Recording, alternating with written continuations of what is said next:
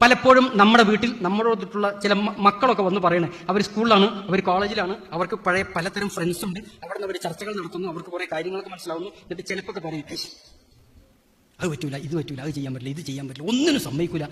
അത് അങ്ങനെ എന്തോ ഒരു ഇഷ്ടമില്ലായ്മ പോലെയൊക്കെ പ്രകടിപ്പിക്കുന്നത് നമുക്ക് കാണാം. മതം ആസ്വാദനങ്ങൾ തടയുന്നുണ്ടോ? അല്ല, ഈ അടിപൊളി ജീവിതം എന്ന് പറയുന്ന ആൾക്കാരുണ്ടല്ലോ, ഒരൊറ്റ ചോദ്യമുള്ളൂ, ഈ അടിപൊളി എന്ന് പറയുമ്പോൾ മദ്യവും മയക്കുമരുന്നും അതുപോലെ ലൈംഗികതയും അല്ലാതെ വേറൊന്നിന്റെ പേര് പറയാൻ പറ്റുമോ? ഈ അടിപൊളിയിൽ വരുന്ന വേറൊന്നും. മതത്തിൽ ആസ്വാദനങ്ങൾക്ക് വിലക്കില്ല. അഷ്റഫ് കൽപ്പറ്റ തന്നെയാണ് ഇന്ന് നമ്മളോട് ചില കാര്യങ്ങൾ സംസാരിക്കാനുള്ളത്. അദ്ദേഹത്തിന്റെ ആദ്യത്തെ വീഡിയോ നമ്മൾ പരിശോധിച്ച് കഴിഞ്ഞപ്പോൾ ഞാൻ പറഞ്ഞിരുന്നു, അദ്ദേഹം ഇതൊരു 2.5 മണിക്കൂറോളം ദൈർഘ്യമുള്ള ഒരു വീഡിയോയുടെ ഒരു ഭാഗം മാത്രമാണ് നമ്മൾ അന്ന് പരിശോധിച്ചത് എന്നും ഇനിയും അതിലെ 1-2 പ്രധാന ഭാഗങ്ങൾ പരിശോധിക്കപ്പെടേണ്ടതുണ്ട് എന്നും ഞാനന്ന് പറഞ്ഞിരുന്നു. അപ്പോൾ അതിന്റെ തുടർച്ചയായിട്ടാണ് നമ്മൾ ഈ വീഡിയോ ഇന്ന് ചെയ്യുന്നത്. ഇവിടെ ഇദ്ദേഹം പറയുന്നത് ഇസ്ലാം എന്ന് പറയുന്നത് ആസ്വാദനങ്ങളെ, മനുഷ്യന്റെ സന്തോഷത്തെ, ആസ്വാദനങ്ങളെ ഒന്നും തടയുന്ന മതമല്ല, അതിനെയൊക്കെ പ്രോത്സാഹിപ്പിക്കുന്ന, അതിനൊക്കെ അനുവാദം കൊടുത്തിട്ടുള്ള ഒരു മതമാണ് എന്ന നിലക്കാണ് അദ്ദേഹം സംസാരിക്കുന്നത്. അപ്പോൾ ഇവിടെ 2 കാര്യങ്ങളാണ് നമ്മളിന്ന് സംസാരിക്കാൻ പോകുന്നത്. ഇവർ ഈ ജീവിതത്തിൽ ആസ്വാദനം, അടിപൊളി, നന്നായിട്ട് ജീവിക്കുക, സന്തോഷിക്കുക, ഉല്ലസിക്കുക എന്നൊക്കെ പറയുന്നതിന് ഖുർആനിൽ നിന്ന് മൂല്യങ്ങൾ പഠിച്ചതിൻ്റെ പേരിൽ മാത്രം ഇവർ ധരിച്ചു വച്ചിട്ടുള്ള ചില ഒരു അബദ്ധങ്ങളുണ്ട്. അത് നമുക്ക് ഈ ഒരു വീഡിയോ കഴിയുമ്പോൾ മനസ്സിലാവും എന്നാണ് ഞാൻ വിചാരിക്കുന്നത്. അതുപോലെ തന്നെ ഇസ്ലാമിൽ നല്ലത് ചീത്ത എന്നതിൻ്റെ മാനദണ്ഡം നിർണ്ണയിക്കപ്പെട്ടിട്ട് എന്തിൻ്റെ പേരിലാണ്? ഇപ്പം ദൈവത്തിന് മാത്രമാണ് നന്മ തിന്മ തിരിച്ചറിയാൻ കഴിയുള്ളൂ, നമുക്ക് പറഞ്ഞു തരാൻ കഴിയുള്ളൂ എന്നാണല്ലോ ഇവരുടെ ഒരു അവകാശവാദം. അപ്പോൾ അത് വെച്ച് നോക്കുമ്പം ഇസ്ലാമിൽ ആ അർത്ഥത്തിൽ നിരോധിക്കപ്പെട്ടിട്ടുള്ള സംഭവങ്ങളെക്കുറിച്ചുള്ള ഇസ്ലാമിൻ്റെ പൊതുവായിട്ടുള്ള കാഴ്ചപ്പാട് എന്താണ്? അത് നിരോധിക്കാൻ വേണ്ടി പറഞ്ഞിട്ടുള്ള കാരണം എന്താണ്? നിരോധിക്കപ്പെട്ട സാഹചര്യം എന്താണ്? വാസ്തവത്തിൽ അത് പൂർണ്ണമായും നിരോധിക്കപ്പെട്ടിട്ടുണ്ടോ? നിരോധിക്കപ്പെടാതെ കിടക്കുന്ന അനുവദിക്കപ്പെട്ട കാര്യങ്ങൾ, അതിലേതെങ്കിലും മോശമായ കാര്യങ്ങളുണ്ടോ, തിന്മയുണ്ടോ? അപ്പോൾ അതുണ്ടെങ്കിൽ എങ്ങനെയാണ് ഇസ്ലാമിൻ്റെ നന്മ തിന്മ ഇവരുടെ അവകാശവാദം പോലെ ഒരു ന്യൂനതയുമില്ലാതെ ദൈവത്തിങ്കിൽ നിന്നാവുന്നത് കൊണ്ട് എല്ലാ കാലത്തേക്കും എല്ലാവർക്കും മാതൃകയാകാവുന്ന, അതിനേക്കാൾ മികച്ച ഒരു മാതൃക കണ്ടെത്തുക സാധ്യമല്ലാത്ത തരം കുറ്റമറ്റതാവുന്നത്? ഇതൊക്കെയാണ് നമ്മൾ ഇന്നത്തെ ഇദ്ദേഹത്തിൻ്റെ വീഡിയോ പരിശോധിക്കുന്നതിലൂടെ നമുക്ക് മനസ്സിലാവുക. നമുക്ക് മാത്രമല്ല, വിശ്വാസികളെ, ഇപ്പോൾ ഈ ഡോക്ടർ അഷ്റഫ് കൽപ്പറ്റ, വിശ്വാസികൾക്ക് ഒരു പ്രത്യേകത ഉണ്ട്. ഡോക്ടർ എന്നുള്ള പേര് കേട്ടാൽ പിന്നെ അദ്ദേഹം ഇസ്ലാമിനെ ഒന്ന് പൊക്കി അടിക്കും കൂടെ ചെയ്തു കഴിഞ്ഞാൽ പിന്നെ അദ്ദേഹം പറയുന്നതിൻ്റെ ലോജിക്കൊന്നും വലിയ പ്രശ്നമല്ല എന്നുള്ളതാണ്. ഇപ്പോൾ ഒരു ചില doctor Keith Moore, doctor Morris ബുക്കായി, ഇതൊക്കെ നിങ്ങൾ കേട്ടിട്ടുണ്ടാവും ആ പേരുകളൊക്കെ.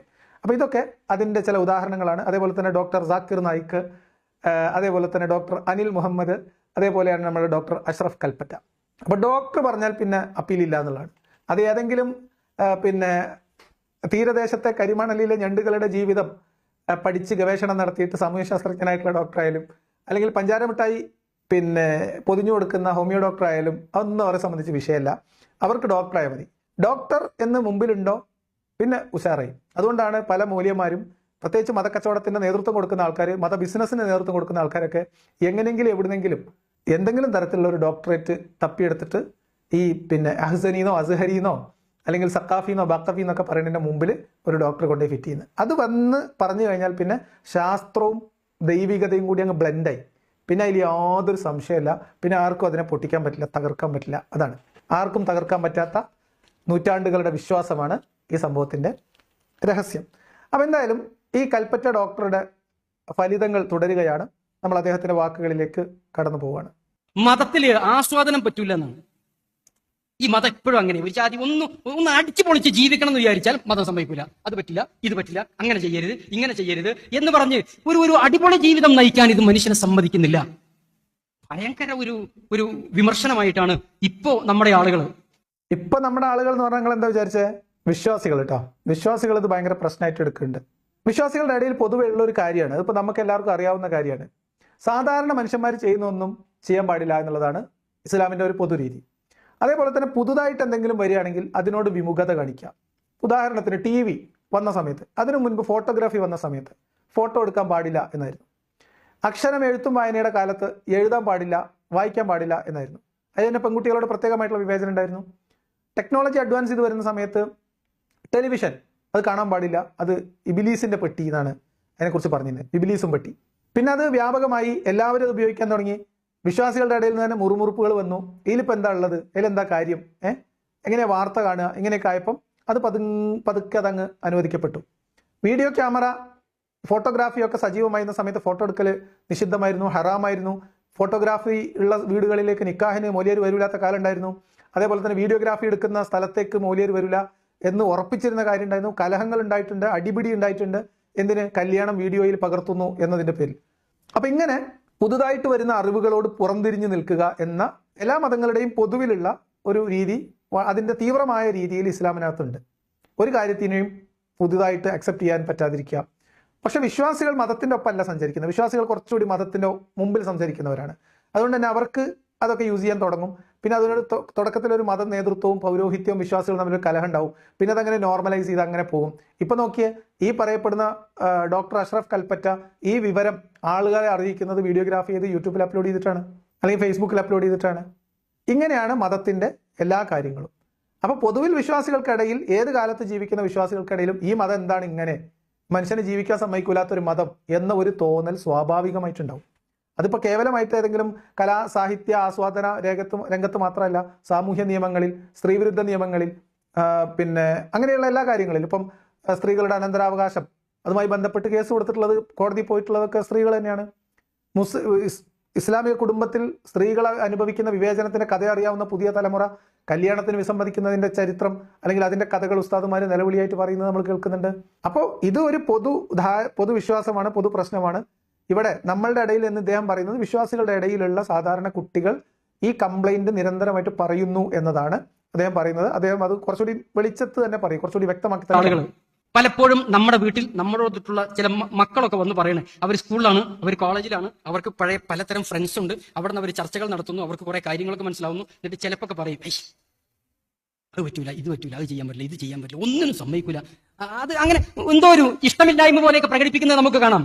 അപ്പൊ നമ്മുടെ കുട്ടികൾ എന്ന് പറഞ്ഞാൽ വിശ്വാസികളായിട്ടുള്ള കുട്ടികൾ വീട്ടകങ്ങളിൽ ചില അതൃപ്തി ഇതുമായി ബന്ധപ്പെട്ട് പ്രകടിപ്പിക്കുന്നതായിട്ട് കാണാൻ കഴിയുന്നുണ്ട് എന്നാണ് അഷ്റഫ് ഡോക്ടർ പറയുന്നത്. അതിൽ പ്രത്യേകിച്ച് അത്ഭുതപ്പെടാനൊന്നുമില്ല. കാരണം ഈ മതം എന്ന് പറയുന്നത് ഏതൊരു മനുഷ്യനും സാമാന്യമായിട്ട് അവരവർക്ക് ചിന്തയും ബുദ്ധിയുള്ള ഏതൊരു മനുഷ്യനും സാമാന്യമായിട്ടുള്ള ഒരു ജീവിതം നയിക്കുന്നതിന് തടസ്സമാണ് എന്നും, ഏതൊരു കാലഘട്ടത്തിന്റെ മൂല്യങ്ങളോടും പുറംതിരിഞ്ഞു നിൽക്കുകയും മാറ്റങ്ങൾ ഉൾക്കൊള്ളാൻ വിമുഖത കാണിക്കുകയും പഴകിപ്പൊളിച്ച ധാർമ്മികത കെട്ടിപ്പിടിച്ചിരിക്കുകയും പുതിയ മൂല്യങ്ങളെ ഉൾക്കൊള്ളാൻ അതിന് സാധിക്കാതെ വരികയും ചെയ്യുമ്പോൾ ഈ കാലഘട്ടത്തിൽ ജീവിക്കുന്ന കുട്ടികൾക്ക് അതിൽ അസംതൃപ്തി ഉണ്ടാവുക സ്വാഭാവികമാണ്. അവരെ സന്തോഷിക്കാൻ വിടില്ല, അവരെ ആഘോഷങ്ങൾക്ക് വിടില്ല, അവരൊന്ന് ചിരിക്കാൻ സമ്മതിക്കില്ല.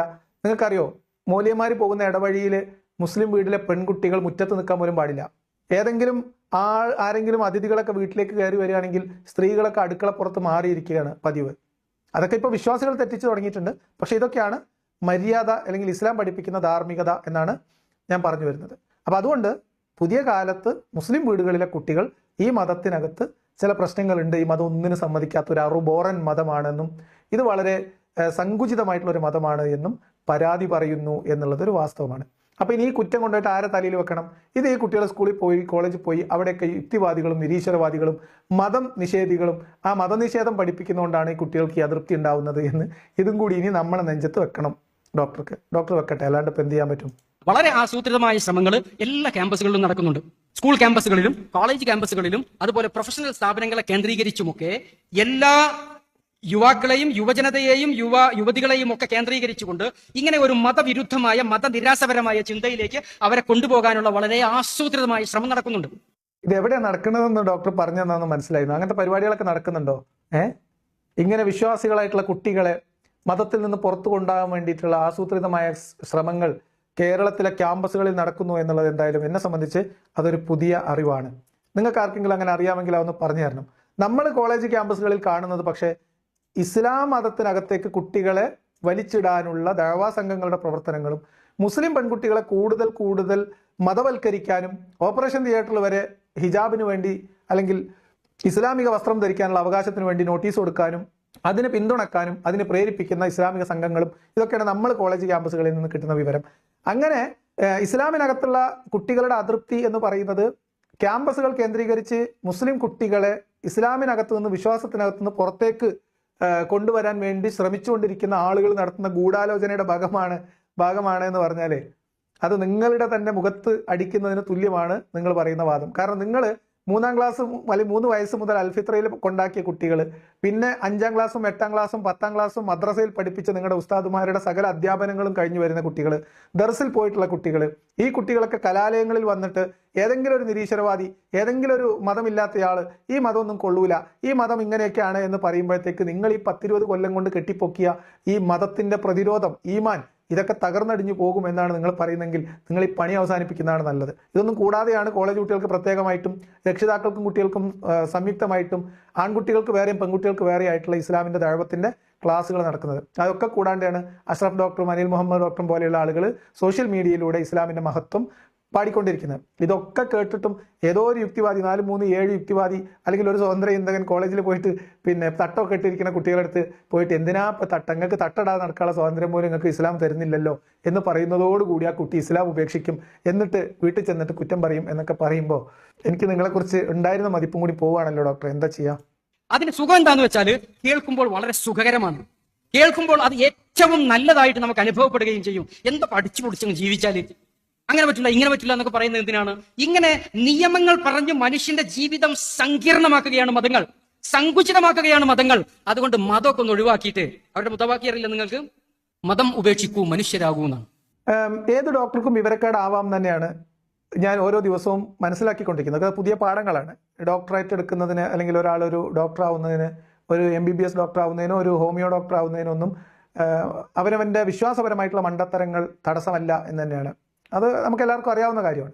ഇവിടെ ഇദ്ദേഹം പറയുന്നത് മതനിഷേധികളായിട്ടുള്ള ആളുകൾ, മതത്തെക്കുറിച്ച് കുറ്റം പറയുന്ന ആളുകൾ, മതം സങ്കുചിതമാണെന്ന് പറയാൻ ശ്രമിക്കുന്ന ആളുകൾ പറയുന്ന കാര്യങ്ങൾ ഒറ്റ നോട്ടത്തിൽ വളരെ രസകരമായിട്ട് തോന്നും, സുഖകരമായിട്ട് തോന്നും.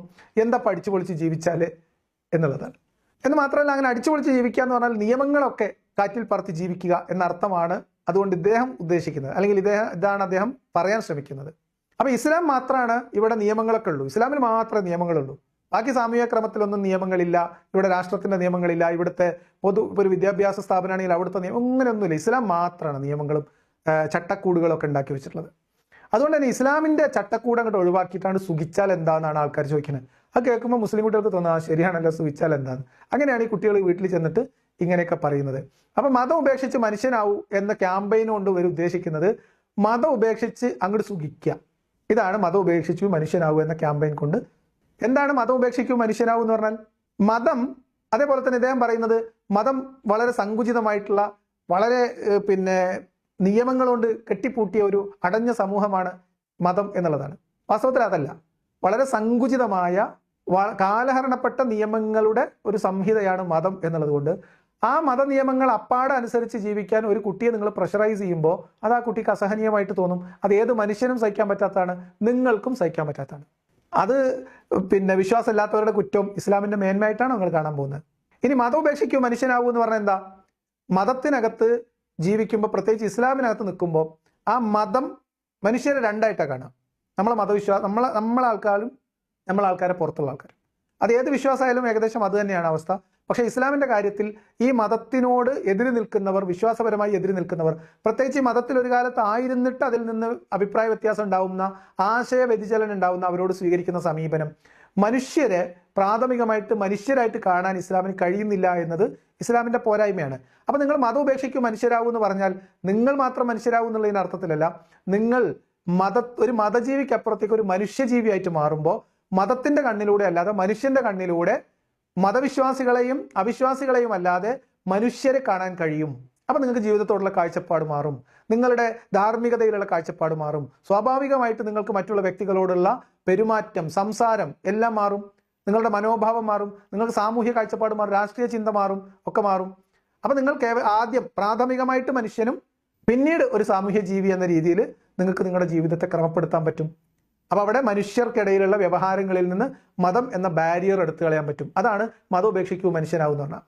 അതല്ലാതെ മതം ഉപേക്ഷിച്ചിട്ട് ഇനി അങ്ങോട്ട് തോന്നിയ പോലെ ജീവിക്കുക, അതല്ല മനുഷ്യനാവുക എന്ന് പറഞ്ഞാൽ.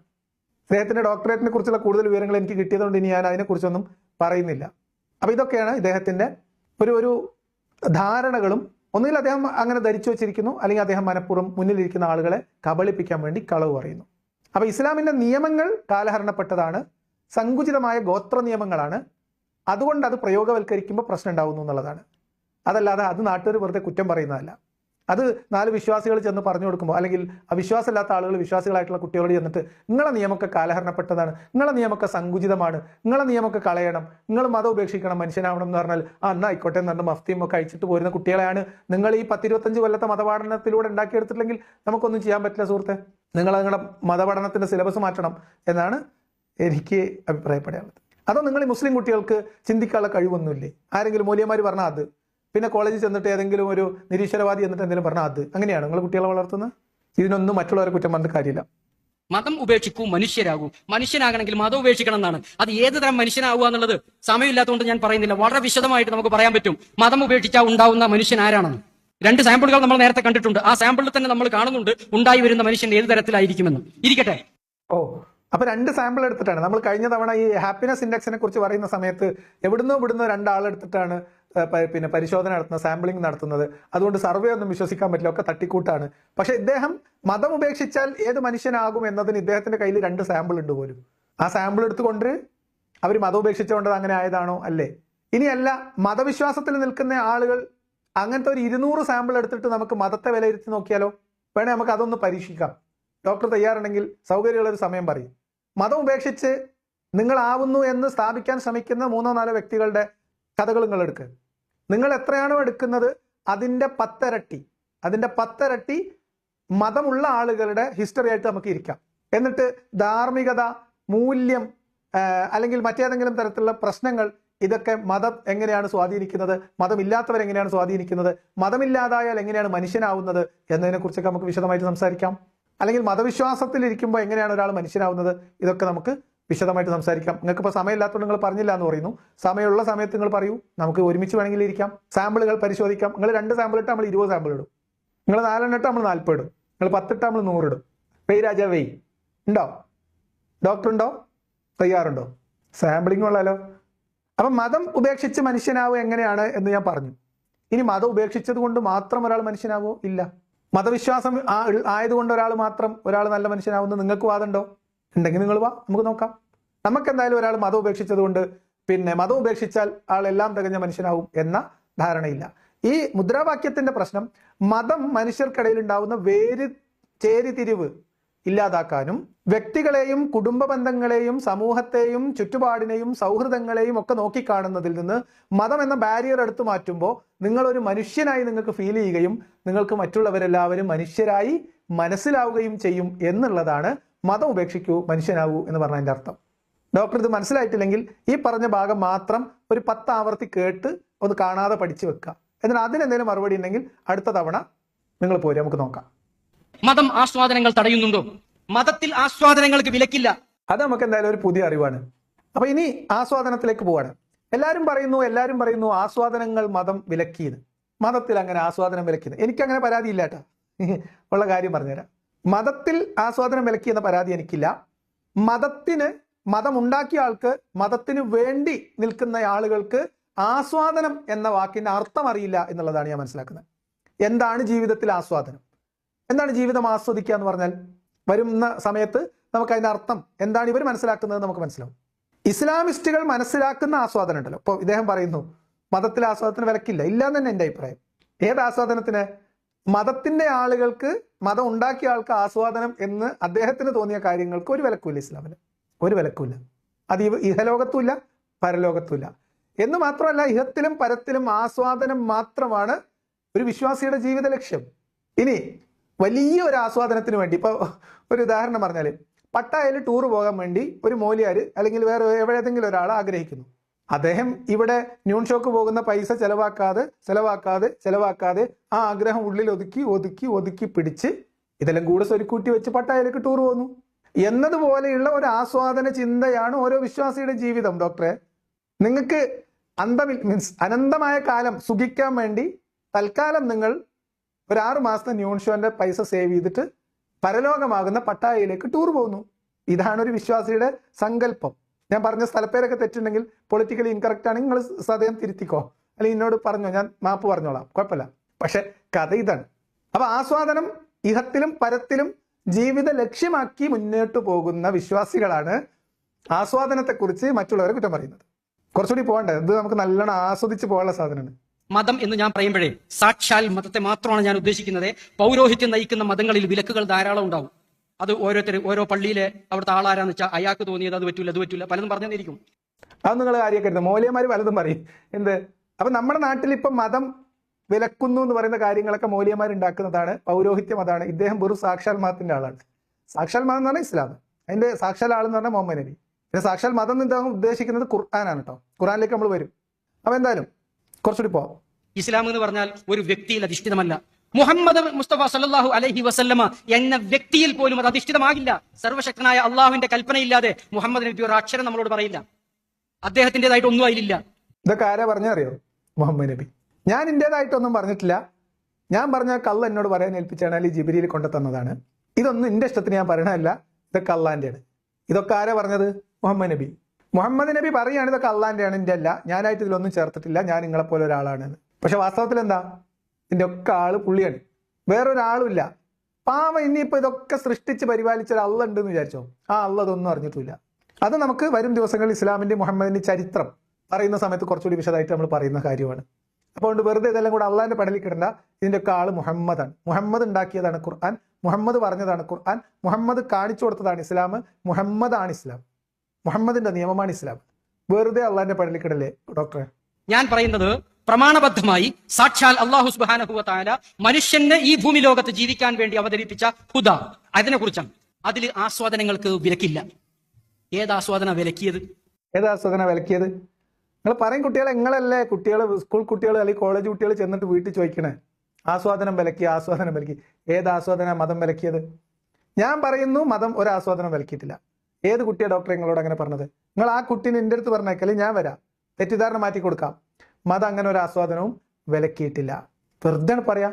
പിന്നെ ആകെയുള്ള ഒരു പ്രശ്നം ആസ്വാദനത്തിന് ഹുദ പിടിക്കണം എന്ന് മാത്രമേ ഉള്ളൂ. ഉദാഹരണം എന്താ? മതം നല്ലത് എന്ന് പറഞ്ഞ മാർഗത്തിലൂടെ പോകണം. ഞാൻ മനസ്സിലാക്കുന്നത് കേരളത്തിൽ പോലും മുത്താ കല്യാണം നടക്കുന്ന പഞ്ചായത്തുണ്ട് എന്നാണ് ഞാൻ മനസ്സിലാക്കുന്നത് കേട്ടോ.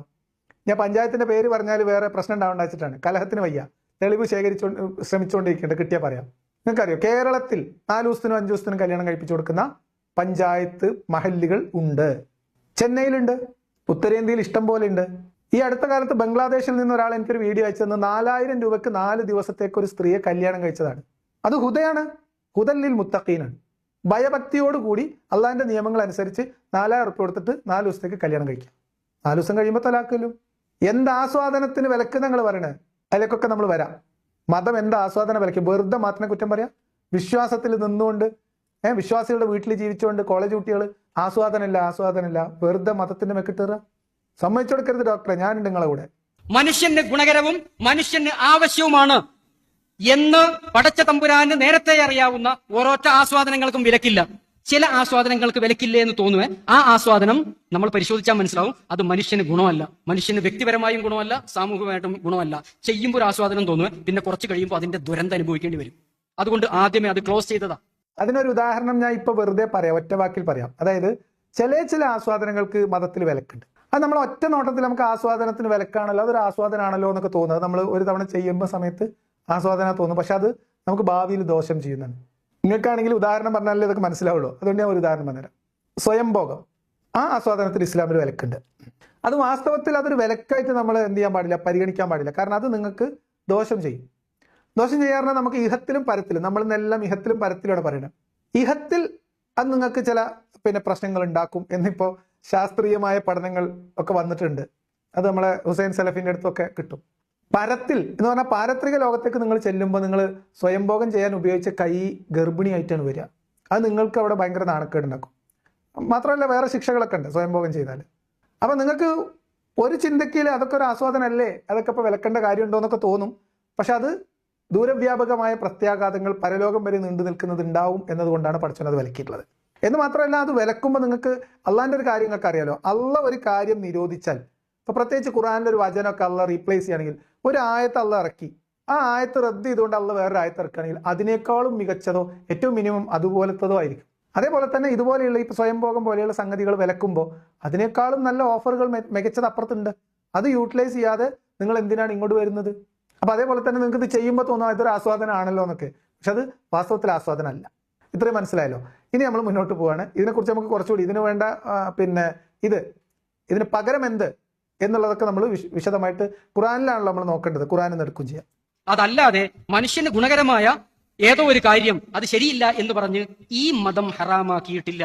ഈ മതത്തിന്റെ പ്രത്യേകത ത്വയ്യിബാത്ത് എന്ന് പറയാവുന്ന, വിശിഷ്ടങ്ങൾ എന്ന് പറയാവുന്ന, ഗുണകരം എന്ന് പറയാവുന്ന എല്ലാം ഈ മതത്തിൽ ഹലാലാണ്. വയുഹർരിമു അലൈഹിമുൽ ഖബായിസ്, അശ്ലീലം എന്ന് പറയാവുന്ന കാര്യങ്ങൾ മാത്രമേ ഇസ്ലാമിൽ ഹറാമുള്ളൂ, വേറൊന്നും ഹറാമില്ല.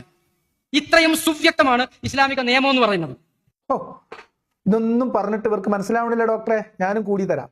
മനുഷ്യർക്ക് നല്ലത്, അതായത് ത്വയ്യിബ് എന്ന് പറഞ്ഞാൽ നല്ലത്, നല്ലതാണ് എന്ന് തോന്നുന്ന കാര്യങ്ങൾ അനുവദനീയവും മനുഷ്യർക്ക് ഗുണകരമല്ലാത്ത കാര്യങ്ങൾ നിരോധിക്കുകയും ചെയ്തു എന്നാണ് ഡോക്ടർ പറയുന്നത്. പക്ഷെ ഇത് ഇസ്ലാം മത വിശ്വാസത്തിന്റെ അടിസ്ഥാന തത്വത്തിന് വിരുദ്ധമാണ്. നമ്മൾ ഖുർആൻ വചനത്തിന്റെ ഒരു പൊട്ട് പറഞ്ഞുകൊണ്ട് കാര്യമില്ല. നേരെ തിരിച്ചു പറയണം. അള്ളാഹു എന്ത് കൽപ്പിച്ചോ അത് നല്ലത്, അള്ളാഹു എന്ത് വിരോധിച്ചോ അത് തിന്മ. അങ്ങനെ പഠിക്കണം കേട്ടോ. ഡോക്ടർ അടുത്ത തവണ വരുമ്പോൾ പഠിപ്പിച്ച്, അല്ലെങ്കിൽ പിന്നെ നമ്മുടെ എം അക്ബർ സാഹിബിനോട് ചോദിച്ചാൽ അദ്ദേഹം പറഞ്ഞുതരും. അങ്ങനെയാണ് പറയേണ്ടത്. നിങ്ങളിപ്പോൾ പറഞ്ഞതിൽ ചെറിയ പശകുണ്ട്. മനുഷ്യർക്ക് ഗുണകരമാവുന്നതൊക്കെ നന്മയായിട്ട് പരിഗണിക്കുകയും മനുഷ്യർക്ക് ഗുണമല്ലാത്തതൊക്കെ തിന്മയായിട്ട് പരിഗണിക്കുകയല്ല അള്ളാഹ് ചെയ്തിട്ടുള്ളത്. നേരെ മറിച്ച് അങ്ങനെയാണെങ്കിൽ ഇപ്പം മനുഷ്യർക്ക് ധാർമ്മികമായിട്ട് ജീവിക്കാൻ അള്ളാഹിന്റെ സഹായം ആവശ്യമില്ല. നിങ്ങളെ വാദം അനുസരിച്ച് തന്നെ മനുഷ്യന്റെ ഗുണവും ദോഷമൊക്കെ മനുഷ്യന് മനസ്സിലാവും. അള്ളാഹ്ക്ക് മനസ്സിലാക്കാത്തത് വരെ മനുഷ്യന് മനസ്സിലാവുന്നുണ്ട്. ഉദാഹരണങ്ങൾ ഇഷ്ടം പോലെ ഉണ്ട്. ഉദാഹരണത്തിന് അടിമത്തം. അടിമത്തത്തിൽ എന്ത് നന്മയുള്ളത്? അത് ഇസ്ലാമിൽ അനുവദിച്ചിട്ടുണ്ട്, വിലക്കിയിട്ടില്ല, നിരോധിച്ചിട്ടില്ല എന്ന് മാത്രമല്ല, നേരത്തെ പറഞ്ഞത് നിരോധിച്ചിട്ടുമുണ്ട്. വേറൊരു ഉദാഹരണം പറയാം, ദത്ത്. വളർത്തു മകനെ സ്വന്തം മക്കളെ പോലെ പരിഗണിക്കുന്നത് തെറ്റാണ് എന്നാണ് ഇസ്ലാമിന്റെ കാഴ്ചപ്പാട്. അങ്ങനെ പരിഗണിക്കാൻ പാടില്ല എന്നാണ് കാഴ്ചപ്പാട്. ദത്ത് നിരോധിക്കുകയും അടിമത്തം അനുവദിക്കുകയും ചെയ്യുക എന്നതിലൂടെ മനുഷ്യർക്ക് ഗുണകരമാവുന്നത് അനുവദിക്കുകയും മനുഷ്യർക്ക് ദോഷം ചെയ്യുന്നത്, തെറ്റായ കാര്യങ്ങൾ, മോശം കാര്യങ്ങൾ നിഷിദ്ധമാക്കുകയും ചെയ്തു എന്ന വാദം അത് പൊളിഞ്ഞു പോകും. അതിനെ ഇപ്പോൾ ഒരു വിധത്തിൽ നമ്മളെ അക്ബർ സാഹിബും മറ്റുള്ള ആഗോള ദഅവ പ്രവർത്തകരൊക്കെ പിടിച്ചു നിൽക്കുന്നത് തെറ്റു ശരി നമുക്കറിയില്ല. അള്ള എന്ത് കൽപ്പിച്ചോ അത് നന്മ, അള്ള എന്ത് വിരോധിച്ചോ അത് തിന്മ, അങ്ങനെ മനസ്സിലാക്കാം. അപ്പൊ നമുക്ക് എളുപ്പമാണ്. അടിമത്തം അതിൽ തിന്മയൊന്നുമില്ല. അതേ സമയത്ത് ദത്ത് സമ്പ്രദായം അത് തിന്മയാണ്, കാരണം അള്ള നിരോധിച്ചു, മറ്റേ അള്ള നിരോധിച്ചിട്ടില്ല. ഇങ്ങനെയാണ് നിങ്ങളിതിനെ മനസ്സിലാക്കേണ്ടത്. എന്ന് മാത്രമല്ല, ഈ തെറ്റും ശരിയും അതിന്റെ ആഴം, അതിന്റെ വ്യാപ്തി, അതിന്റെ ഗൗരവം ഒക്കെ നിർണ്ണയിക്കുന്ന കാര്യത്തിൽ പല ആൾക്കാരും അഭിപ്രായം പറഞ്ഞിട്ടുണ്ട്. സ്വന്തം മാതാവിനെ ഒരാൾ പീഡിപ്പിച്ചു അല്ലെങ്കിൽ വ്യഭിചരിച്ചു എന്ന് വിചാരിക്കാം, അതാണോ ഗുരുവായൂരപ്പ രക്ഷിക്കണേ എന്നൊരു മറ്റൊരാൾ പ്രാർത്ഥിച്ചു, ഇതിൽ ഏതാണ് വലിയ തെറ്റ് എന്ന് ചോദിച്ചാൽ ഒരു വിശ്വാസിക്ക് സംശയം ഉണ്ടാവില്ല, അത് ഗുരുവായൂരപ്പ രക്ഷിക്കണേ എന്ന് വിളിച്ചതാണ്. പക്ഷെ മനുഷ്യനറിയാം ഭീകരമായ അക്രമം ഏതാണെന്ന്. അപ്പൊ അതുകൊണ്ട് നമ്മൾക്ക് ഗുണം ചെയ്യുന്നതും നമ്മൾക്ക് ദോഷം ചെയ്യുന്ന തരത്തിലല്ല. അള്ള എന്ത് പറഞ്ഞോ അത് നന്മ, അള്ള എന്ത് വിലക്കിയോ അത് തിന്മ. ആ നന്മ തിന്മയുടെ ഹയറാർക്കിയും അങ്ങനെ തന്നെയാണ് നിർണ്ണയിക്കപ്പെടുക. ഏതാണ് ഏറ്റവും വലിയ തിന്മ എന്ന് അള്ള പറഞ്ഞിട്ടുണ്ട്. ഏറ്റവും വലിയ നന്മ എന്താ? അള്ളാഹു അല്ലാത്തിനെ ആരാധിക്കാതിരിക്കുക. ഏറ്റവും വലിയ തിന്മ എന്താ? അള്ളാഹു അല്ലാത്തിനെ ആരാധിക്കുക. അപ്പൊ നിങ്ങൾ ആ പറഞ്ഞ ഭാഗം ഒന്ന് തിരുത്തണം, അടുത്ത തവണ ശ്രദ്ധിച്ചാൽ മതി. മനുഷ്യന് ഗുണകരമല്ലാത്ത കാര്യം മാത്രമാണ്. അത് നിങ്ങൾ ജീവിതത്തിൽ പുലർത്തിക്കഴിഞ്ഞാൽ വ്യക്തിപരമായും സാമൂഹികപരമായും ദൂരവ്യാപകമായ വിപത്തുകൾ ഉണ്ടാക്കും. അതങ്ങനെയുള്ളതല്ലാത്ത ഒരു കാര്യം മതം നിരോധിച്ചത് ഏതെങ്കിലും ഒരാൾക്ക് കാണിച്ചു തരാൻ പറ്റുമോ? ഇല്ല, ആരും പറയണില്ല. അത് ചോദ്യമാണ്. നിങ്ങൾ പറഞ്ഞതിൽ ചെറിയ അബദ്ധം ഉണ്ടെന്ന് ഞങ്ങൾക്ക് പറഞ്ഞു തന്നു. ഞാൻ പറഞ്ഞാൽ മനസ്സിലാവില്ലാത്തതുകൊണ്ടാണ് ഇസ്ലാമിക പണ്ഡിതന്മാരെ കൊണ്ട് തന്നെ പറയിപ്പിക്കുന്നത്. മനുഷ്യർക്ക് ഗുണകരമായ ഒരു കാര്യം അല്ലെങ്കിൽ മനുഷ്യർക്ക് ഉപദ്രവം ചെയ്യാത്ത ഒരു കാര്യം അള്ള നിരോധിച്ചിട്ടില്ല എന്നാണ്. മനുഷ്യർക്ക് ഉപകാരമുള്ളതൊന്നും അള്ള നിരോധിച്ചിട്ടില്ല, ഉപദ്രവമില്ലാത്തതൊന്നും നിരോധിച്ചിട്ടില്ല, ഉപദ്രവമുള്ളതൊന്നും അനുവദിച്ചിട്ടില്ല എന്നുകൂടിയൊക്കെയാണ് ഇദ്ദേഹം പറഞ്ഞു വെക്കുന്നത്. അതുകൊണ്ട് ഞാൻ പറഞ്ഞിട്ട് കാര്യമില്ല. അതുകൊണ്ട് നിങ്ങൾ ആ വിശ്വരൂപം കണ്ട് ഞെട്ടരുത് എന്ന് മാത്രമാണ് എനിക്ക് നിങ്ങളോട് പറയാനുള്ളത്. ഇതാ കാണ്, നല്ലോണം പാട്ട് പാടിയ ഒരു പെൺകുട്ടി, മ്യൂസിക് ഒക്കെ ഇട്ടിട്ട് ഓള് ശരീരമൊക്കെ കുലുക്കി ഇളക്കി നന്നായിട്ടൊരു പാട്ടാട്ട് പാടി. ഓളായിട്ട് അടുക്കാനേ ചെറുപ്പക്കാർക്ക് തോന്നും. ഓളായിട്ട് അകല ആരെങ്കിലും പറയോ, പടച്ചോനെ ഇന്ന് ചുങ്കത്തറയിൽ ഒരു ഗാനമേള ഉണ്ടായിരുന്നു, ആ ഗാനമേള കേട്ടപ്പോ എനിക്ക് മനസ്സിലായി എന്നെ ഒരിക്കലും വ്യഭിചരിക്കരുത്. അങ്ങനെ ഒരു മെസ്സേജ് ഇന്ന് കിട്ടുമോ? പങ്കജുദാസിന്റെ ഗസൽ കേട്ടിട്ട് ആരെങ്കിലും പറയോ ഇനി ഞാൻ അമ്മനെ തല്ലൂല? അതുകൊണ്ട് ഇസ്ലാം സംഗീതവും ഡാൻസും ഒക്കെ വിലക്കി. ഒരു ഉപകാരമില്ലാത്ത സാധനം. അതെ, പങ്കജുദാസിന്റെ ഗസൽ കേട്ടിട്ട് ആരും ഉമ്മാനെ തല്ലൂല എന്ന് തീരുമാനിക്കൂല എന്നാണ്. അതേ സമയത്ത് ഇസ്ലാം ആയാലോ മുഹമ്മദ് നബിനെ വെല്ലുവിളിച്ചു എന്ന് കണ്ടാൽ സ്വന്തം ബാപ്പാനെ തലവട്ട. തെളിവുണ്ട്, ഞാൻ വെറുതെ പറഞ്ഞല്ല, തെളിവുണ്ട്. അതിവിടെ ഇനി പ്ലേ ചെയ്യിപ്പിക്കുന്നില്ല എന്ന് മാത്രമേ ഉള്ളൂ. പല വീഡിയോകളിൽ ഞാൻ പ്ലേ ചെയ്തിട്ടുണ്ട്. ഇതാണ് വിശ്വാസവും വിശ്വാസമില്ലായ്മയും തമ്മിലുള്ള തെറ്റ്. അപ്പോൾ ഡോക്ടർ അഷ്റഫ് മനസ്സിലാക്കേണ്ട കാര്യം, ഒരു ഉപകാരമില്ലാത്തൊരു സാധനം എന്ന നിലക്കാണ് മ്യൂസിക് വിലക്കിയത് എന്നാണ്. ഇനി മ്യൂസിക് കൊണ്ടൊരു മനുഷ്യന് ഒരു ഉപകാരമില്ല എന്നാ എന്താ ഉപദ്രവം എന്നെങ്കിലും നിങ്ങൾ പറയണ്ടേ? ബാലുശ്ശേരി കുറച്ചുകൂടി കടത്തി പറയണ്ടേ, കേൾക്കാം. മാനവ ചരിത്രത്തിൽ മനുഷ്യർക്ക് ഇത്രയേറെ ഉപദ്രവം ചെയ്ത സംഗതി സംഗീതത്തെ പോലെ മനുഷ്യനെ നശിപ്പിച്ച വൃത്തികെട്ട ഒരേർപ്പാട് ലോകത്ത് കുറവില്ല. എന്നാ ഞാൻ നിങ്ങളോട് പറയട്ടെ, യേശുദാസിന് 19 വയസ്സായില്ലേ? യേശുദാസിന്റെ ലൈഫിൽ ഏതെങ്കിലും ഒരു മകൻ ചെന്നിട്ട് ഞാൻ നന്നായി നിങ്ങളെ പാട്ട് കേട്ടെന്ന് പറഞ്ഞിട്ടുണ്ടെങ്കിൽ ഞാൻ ഉള്ളം കഴിയുന്ന രോമം പറയും. അതുകൊണ്ട് മനുഷ്യരെ, ജീവിതത്തിൽ ഒരിക്കലും സംഗീതം കേട്ടിട്ടില്ലേ? നന്നാവും. സംഗീതം കേൾക്കും തോറും ഒന്നിനും കൊള്ളരുതാത്തനാവും. ഞാൻ ഉറപ്പിച്ചു പറയുന്നു, നിരന്തരമായി സംഗീതം കേൾക്കുന്നവൻ നാടിനും സമൂഹത്തിനും നാഷണൽ വേസ്റ്റ് ആണ്. സംഗീതത്തോട് ഇത്ര വലിയ കലിപ്പ് ഉണ്ടാവാൻ എന്താ കാരണം? എന്തായിരിക്കാം കാരണം? യേശുദാസിന്റെ പാട്ട് കേട്ടിട്ട് മനുഷ്യൻ നന്നാവൂല എന്നറിഞ്ഞിട്ടാണോ അള്ള വിലക്കിയത്? സംഗീതം കേട്ടുകൊണ്ടിരിക്കുന്നവൻ നാഷണൽ വേസ്റ്റ് ആണ് എന്ന് അദ്ദേഹം പറയുന്നു. എന്താണ് സംഗീതവും ഇസ്ലാമും തമ്മിലുള്ള ബന്ധം? സംഗീതം അള്ളാഹിനെ പിടിച്ച് കടിച്ച ഈ സംഗീതം ഇതൊരാൾക്ക് പാടാൻ, ഇപ്പൊ യേശുദാസിന് പാടാനുള്ള കഴിവ് കൊടുത്തത് ഇസ്ലാം മതവിശ്വാസ പ്രകാരം ആരുടെ കഴിവാണ്? അള്ളാഹിന്റെ കഴിവല്ലേ? പ്രയോഗിക്കാൻ പറ്റാത്തൊരു കഴിവ് ഒരു സൃഷ്ടാവ് തന്റെ സൃഷ്ടിക്ക് കൊടുക്കുമോ? അങ്ങനെ എന്തിനാ കൊടുത്തത്? ഇനി പാട്ട് കേട്ടിട്ട് എന്താ പ്രശ്നം ഉണ്ടാവുക? പാട്ട് കേട്ടാ പ്രശ്നമുണ്ട്. ഖുറാനിലൊരു വചനമുണ്ട്, സംഗീത ഉപകരണം എന്താണ്, സംഗീത വിനോദോപാധികൾ വിലക്ക് വാങ്ങുന്നവർ എന്ന് പറഞ്ഞിട്ട്.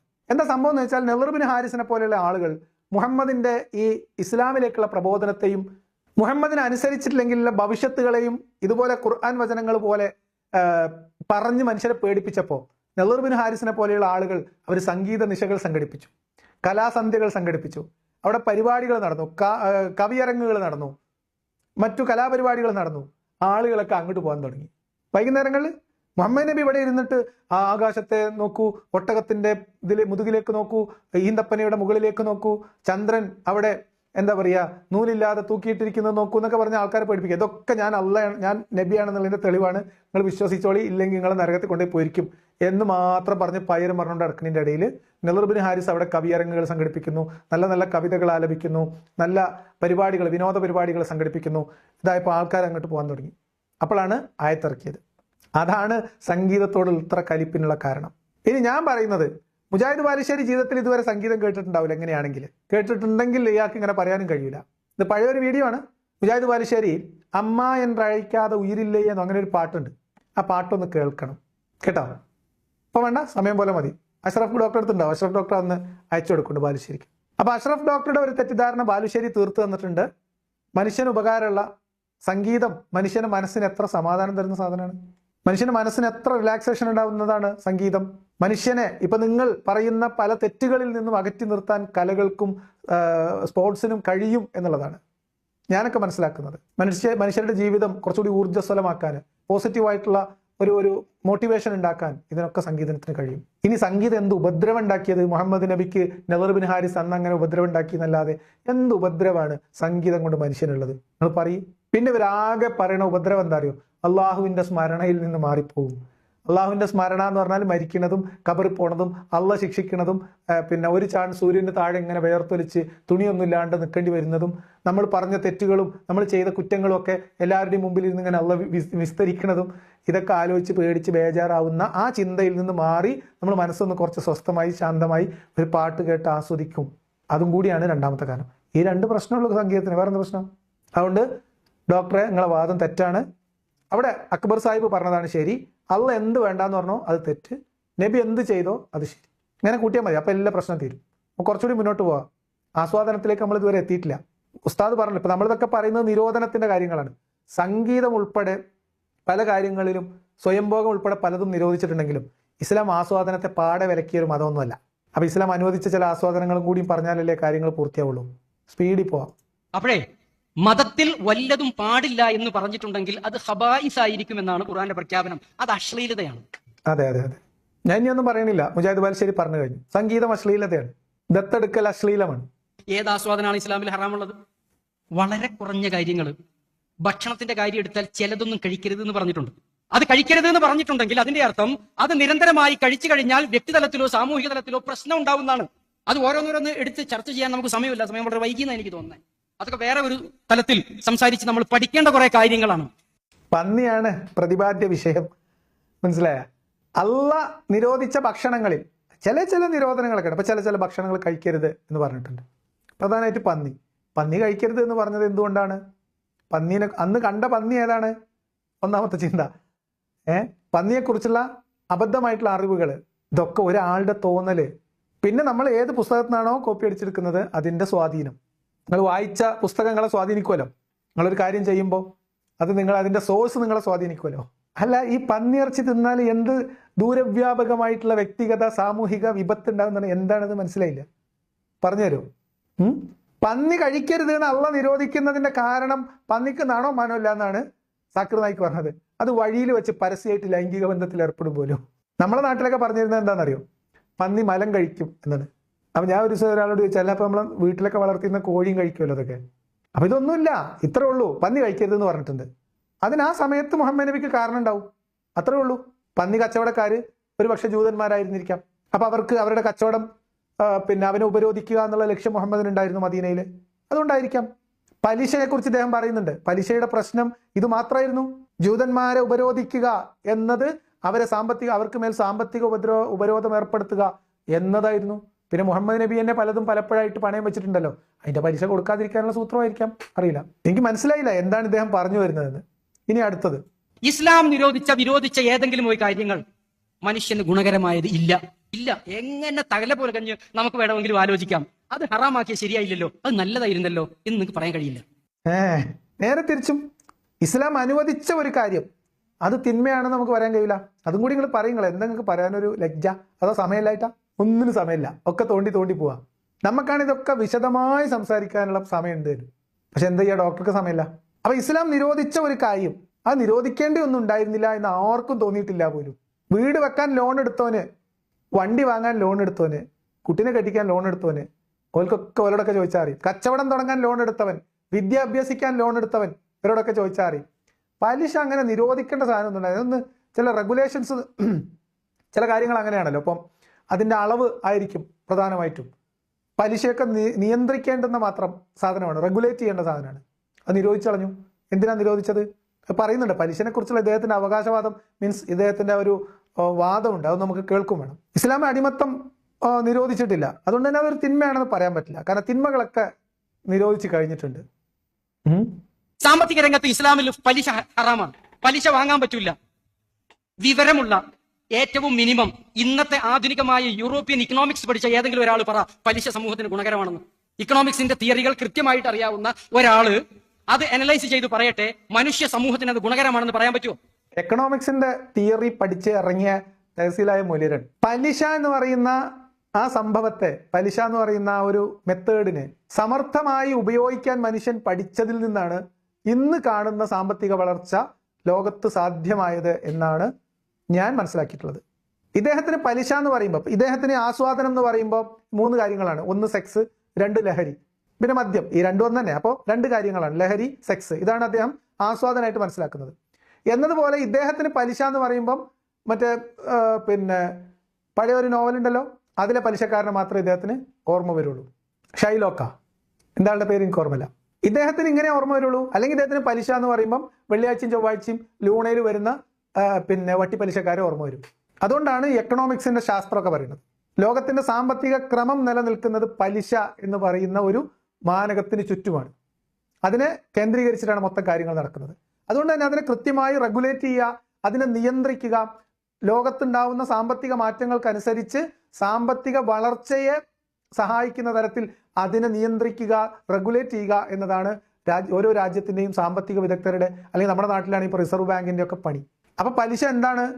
പലിശ കൊണ്ട് മനുഷ്യന്മാർക്ക് എന്ത് ഉപകാരം ഉണ്ടായി എന്ന് ചോദിച്ചാൽ, ഇന്ന് ഈ പറയുന്ന ഡോക്ടർ അതുപോലത്തെ ഒരു സംവിധാനത്തിൽ, അതുപോലൊരു സ്ഥലത്ത് നിന്ന് അങ്ങനെ നിന്ന് പ്രസംഗിക്കുന്നത് നമ്മൾ ഇവിടെ നിന്ന് കേൾക്കുകയും അതിനിങ്ങനെ റിയാക്ട് ചെയ്യുകയും ചെയ്യുന്ന തരത്തിലുള്ള ഈ ടെക്നോളജിയുടെ വളർച്ചയിലും നമ്മൾ ഇന്ന് നേടിയിട്ടുള്ള എല്ലാ വളർച്ചയുടെയും പിന്നിൽ സാമ്പത്തികമായ വൈദഗ്ധ്യം അത് പ്രയോജനപ്പെടുത്തിയിട്ടുണ്ട്. അതിൽ പലിശ എന്ന് പറയുന്നത് വളരെ പ്രധാനപ്പെട്ട ഒരു ടൂളാണ്. അതെങ്ങനെയാണ് മനുഷ്യന് ഉപകാരപ്പെടുക എന്ന് പോലും അദ്ദേഹത്തിന് അറിയില്ല. അദ്ദേഹത്തിന് ആകെ പലിശ എന്ന് കേൾക്കുമ്പോൾ കഴുത്തറുപ്പൻ വട്ടിപ്പലിശ മാത്രമേ അറിയുള്ളൂ. അല്ലെങ്കിൽ ഇദ്ദേഹം വല്ല സർവീസ് കോപ്പറേറ്റീവ് ബാങ്കിൽ നിന്ന്, പ്രത്യേകിച്ച് മുസ്ലിം ലീഗിന്റെ ഭരണസമിതിയുള്ള സർവീസ് കോപ്പറേറ്റീവ് ബാങ്കിൽ നിന്ന് ഹൗസിംഗ് ലോൺ എടുത്തിട്ടുണ്ടാവും. ഇതാണ് ഇദ്ദേഹത്തിന് പലിശ എന്ന് പറയുമ്പോൾ ആകെ ഓർമ്മ വരുന്നത്. നമുക്ക് എന്ത് ചെയ്യാൻ പറ്റും? പണമുള്ളവന് അത് ഗുണകരമാണ്. പണമുള്ളവന്, ബാങ്കിന്, അതുപോലുള്ള കാര്യങ്ങൾക്ക് പാവങ്ങളെ ഊറ്റിയിട്ട് എന്ത് ചെയ്യാം, കൂടുതൽ പണക്കാരനാകാം എന്നതിൽ കവിഞ്ഞ് മനുഷ്യ സമൂഹത്തിൽ പണമുള്ളവനും ഇല്ലാത്തവനും പാവപ്പെട്ടവനും കഷ്ടപ്പെടുന്നവനും ഒക്കെ ഉണ്ട്. ഇവിടെ മൊത്തത്തിൽ വെച്ച് നോക്കിയിട്ട് പലിശ കൊണ്ട് മനുഷ്യ സമൂഹത്തിന് വലിയ ഗുണമാണുള്ളതെന്ന് ലോകത്ത് വിവരമുള്ള ഒരാളും പറഞ്ഞിട്ടില്ല. പലിശ വ്യാപിക്കുന്നിടത്തോളം പട്ടിണിയും ദാരിദ്ര്യവും വർദ്ധിക്കുകയുള്ളൂ. അത് വേറൊരു വിഷയം. അത് എന്റെ ഇപ്പോഴത്തെ വിഷയമല്ലാത്തതുകൊണ്ട് ഞാൻ പറയുന്നില്ല.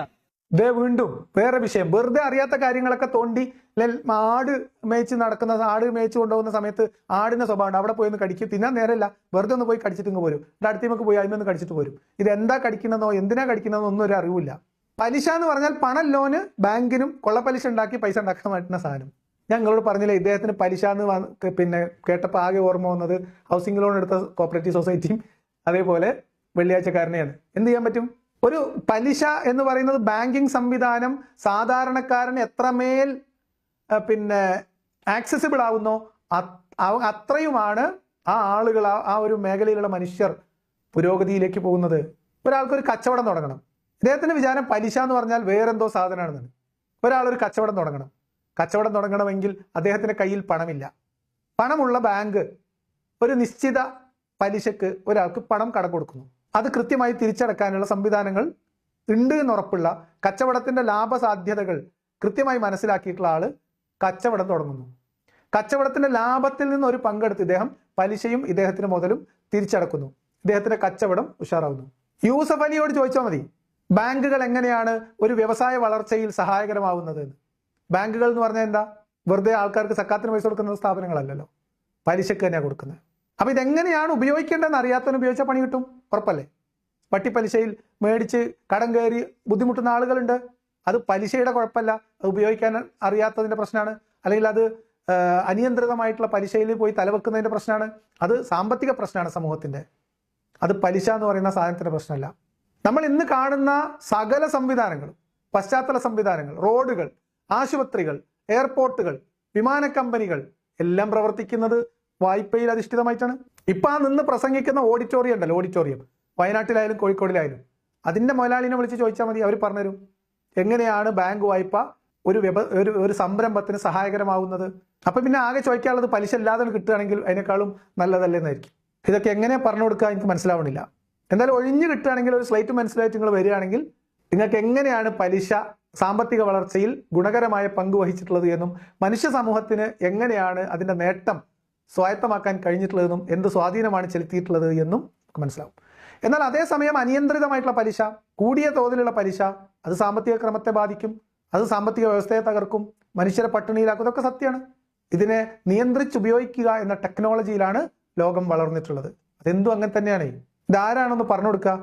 അറ്റ്ലീസ്റ്റ് ഈ ഡോക്ടർ താമസിക്കുന്ന അവിടെ ആ ക്ലിനിക്ക് നിൽക്കുന്ന പരിധിയിലുള്ള ഏതെങ്കിലും ഒരു ബാങ്കിലെ ഉദ്യോഗസ്ഥനെങ്കിലും അദ്ദേഹത്തിന് ഈ കാര്യങ്ങളൊന്ന് പറഞ്ഞ് ബോധ്യപ്പെടുത്തി കൊടുക്കണം എന്നാണ്. പിന്നെ ഇപ്പോൾ ഒരാൾക്ക് നിത്യച്ചെലവിന്, ഇപ്പൊ വീട്ടിലത്തെ കാര്യങ്ങൾ നടന്നു പോകാൻ വേണ്ടി പണിക്കൊന്നും പോകാതെ പലിശക്ക് പൈസ എടുത്ത് കുടുംബം നോക്കാൻ ശ്രമിച്ചാൽ ചിലപ്പോൾ പരാജയപ്പെടും. ചിലപ്പോഴല്ല, എന്തായാലും പരാജയപ്പെടും. അതും പലിശയുടെ കുറ്റമല്ല, ആളുടെ കുറ്റാണ്. പിന്നെ അഷ്റഫ് ഡോക്ടർ പറഞ്ഞ മാതിരി ഇതൊന്നും ഇന്നത്തെ വിഷയമല്ലാത്തതുകൊണ്ട് നമ്മൾ ആസ്വാദനമാണല്ലോ, ആസ്വാദനത്തിൽ പലിശക്ക് വലിയ പങ്കില്ലാത്തതുകൊണ്ട് നമ്മൾ ഒന്ന് മുന്നോട്ട് പോവാണ്. പറഞ്ഞു വന്നത് ഇസ്ലാം ഹറാം എന്ന് പറഞ്ഞ ഒരു കാര്യം മനുഷ്യന് ഗുണമാണ് എന്ന് തെളിയിക്കാൻ ഇന്നത്തെ ബുദ്ധിയുള്ള ഒരു മനുഷ്യന് സാധിച്ചിട്ടില്ല. അത് സാധിക്കില്ല എന്നുള്ള കാര്യം ഉറപ്പാ. അപ്പൊ അത് ഞാൻ പറഞ്ഞു, ഒരു സ്ലൈറ്റും പെൻസിലും എടുത്ത് വന്നാൽ നമുക്ക് ഒരുമിച്ചിരുന്ന് ഞാൻ പറഞ്ഞുതരാം. അത് വേണമെങ്കിൽ ഷൂട്ട് ചെയ്തിട്ട് ആൾക്കാരെ കാണിക്കുകയും ചെയ്യാം. ഞാൻ എക്കണോമിക്സ് പഠിക്കാൻ ശ്രമിച്ച ഒരു വിദ്യാർത്ഥി എന്ന നിലക്ക് ഞാൻ പറഞ്ഞതാണ്. ഇനി എന്നെ കൊണ്ട് പറ്റുന്നില്ല, നമുക്ക് വേറെ ആരെങ്കിലും സഹായം തേടാം, അതിനൊന്നും പ്രശ്നമില്ല. നമുക്ക് രണ്ടാൾക്കും ഒരുമിച്ച് പഠിക്കാനോ. ഇനി ഇവർ പറയുന്ന ഇസ്ലാമിക് ബാങ്കിങ്, ഇതാണ് ഇപ്പൊ ഇതിന് പകരമുള്ള ഒരു സംവിധാനം, ഇസ്ലാമിക് ബാങ്കിങ്. എന്താ ഇസ്ലാമിക് ബാങ്കിങ്? ഇസ്ലാമിക് ബാങ്കിങ്ങിൽ പലിശയില്ലേ? എന്തൊക്കെയാണ് ഈ പറയണേ? പലിശ എന്നുള്ള പേര് ഉപയോഗിക്കൂല എന്നാണ്. അതിപ്പോ ഇസ്ലാമിലെ അടിമത്തല്ലല്ലോ. കാരണം എന്താ? അടിമയെ എന്ന് വിളിക്കരുതെന്ന് പറഞ്ഞിട്ടുണ്ട്, അതുകൊണ്ട് ഇസ്ലാമിൽ അടിമല്ല. ഇതാണ് അക്ബർ സാഹിബ് പറഞ്ഞ ന്യായം. എന്നതുപോലെയാണ് ഇസ്ലാമിക് ബാങ്കിങ് സംവിധാനത്തിൽ പലിശ ഇല്ല എന്ന് പറയുന്നത്. അത് സർവീസ് ചാർജ് ആണ്, അല്ലെങ്കിൽ ഡിവിഡൻഡ് ആണ്, അല്ലെങ്കിൽ ലാഭവിഹിതമാണ്. എന്നാൽ ഇത് പിന്നെ നിശ്ചിതമായിട്ടുള്ള ഒരു റേറ്റിലാണോ? അതെ. ഇനി പലിശ, ഇപ്പൊ നമുക്ക് ഒരു കാർ മേടിക്കണം, EMI, ബാങ്കിന്റെ EMI കിട്ടും. അല്ലെങ്കിൽ വീട് വെക്കുന്നു, അതിന്റെ EMI കിട്ടും. ലോൺ എടുത്ത് വീട് വെക്കുന്നവർ, കെട്ടിടങ്ങൾ പണിതിട്ട് ഷോപ്പിംഗ് കോംപ്ലക്സ് പണിയുന്നവർ, ഇതൊക്കെ ഹറാമാണോ ഹലാലാണോ? വണ്ടി വാങ്ങുന്നത് ഹറാമാണോ ഹലാലാണോ? പലിശ ഹറാമാണ്, അതുകൊണ്ട് ഇതൊക്കെ ഹറാമാണെന്നാണ് പറയാ.